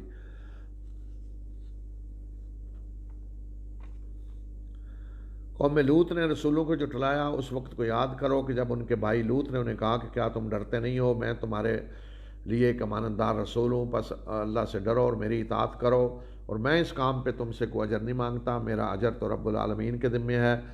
کیا تم مردوں کے پاس اپنی شہوت پوری کرنے کے لیے جاتے ہو، اور جو تمہارے رب نے تمہاری بیویوں میں سے تمہارے لیے رکھا ہے اس کو تم چھوڑ دیتے ہو، بلکہ تم حد سے گزرے ہوئے لوگ ہو۔ انہوں نے کہا کہ اے لوط، اگر تو بعد نہ آیا تو تمہیں یہاں سے نکال دیا جائے گا۔ لوط نے کہا کہ میں تمہارے اس عمل سے بیزار ہوں، اے میرے رب مجھے اور میرے گھر والوں کو جو کچھ یہ کر رہے ہیں اس سے نجات دے، ان کی برائیوں سے نجات دے۔ بس ہم نے اسے اور اس کے اہل سارے کے سارے گھر والوں کو نجات دی، سوائے اس بڑھیا کے، یعنی بیوی جو پیچھے رہ جانے والوں میں سے تھی۔ پھر ہم نے باقی دوسروں کو برباد کر کے رکھ دیا، اور ہم نے ان پہ ایک بارش برسائی، تو کتنی تھی بری بارش جو ان لوگوں پہ برسائی گئی کہ جنہیں خبردار کیا جا چکا تھا۔ بے شک اس میں بڑی نشانی ہے، مگر ان میں سے اکثر ایمان لانے والے نہیں ہیں، اور بے شک تیرا رب زبردست ہے اور مہربان ہے۔ تو اس کے بعد یہ صورت جو ہے اس میں آگے قوم شعیب کا ذکر آ رہا ہے، تو اسی پہ میں ختم کرتا ہوں۔ انشاءاللہ اگلی آیات جو ہیں کل انشاءاللہ پوری کریں گے۔ وآخر دعوانا الحمدللہ رب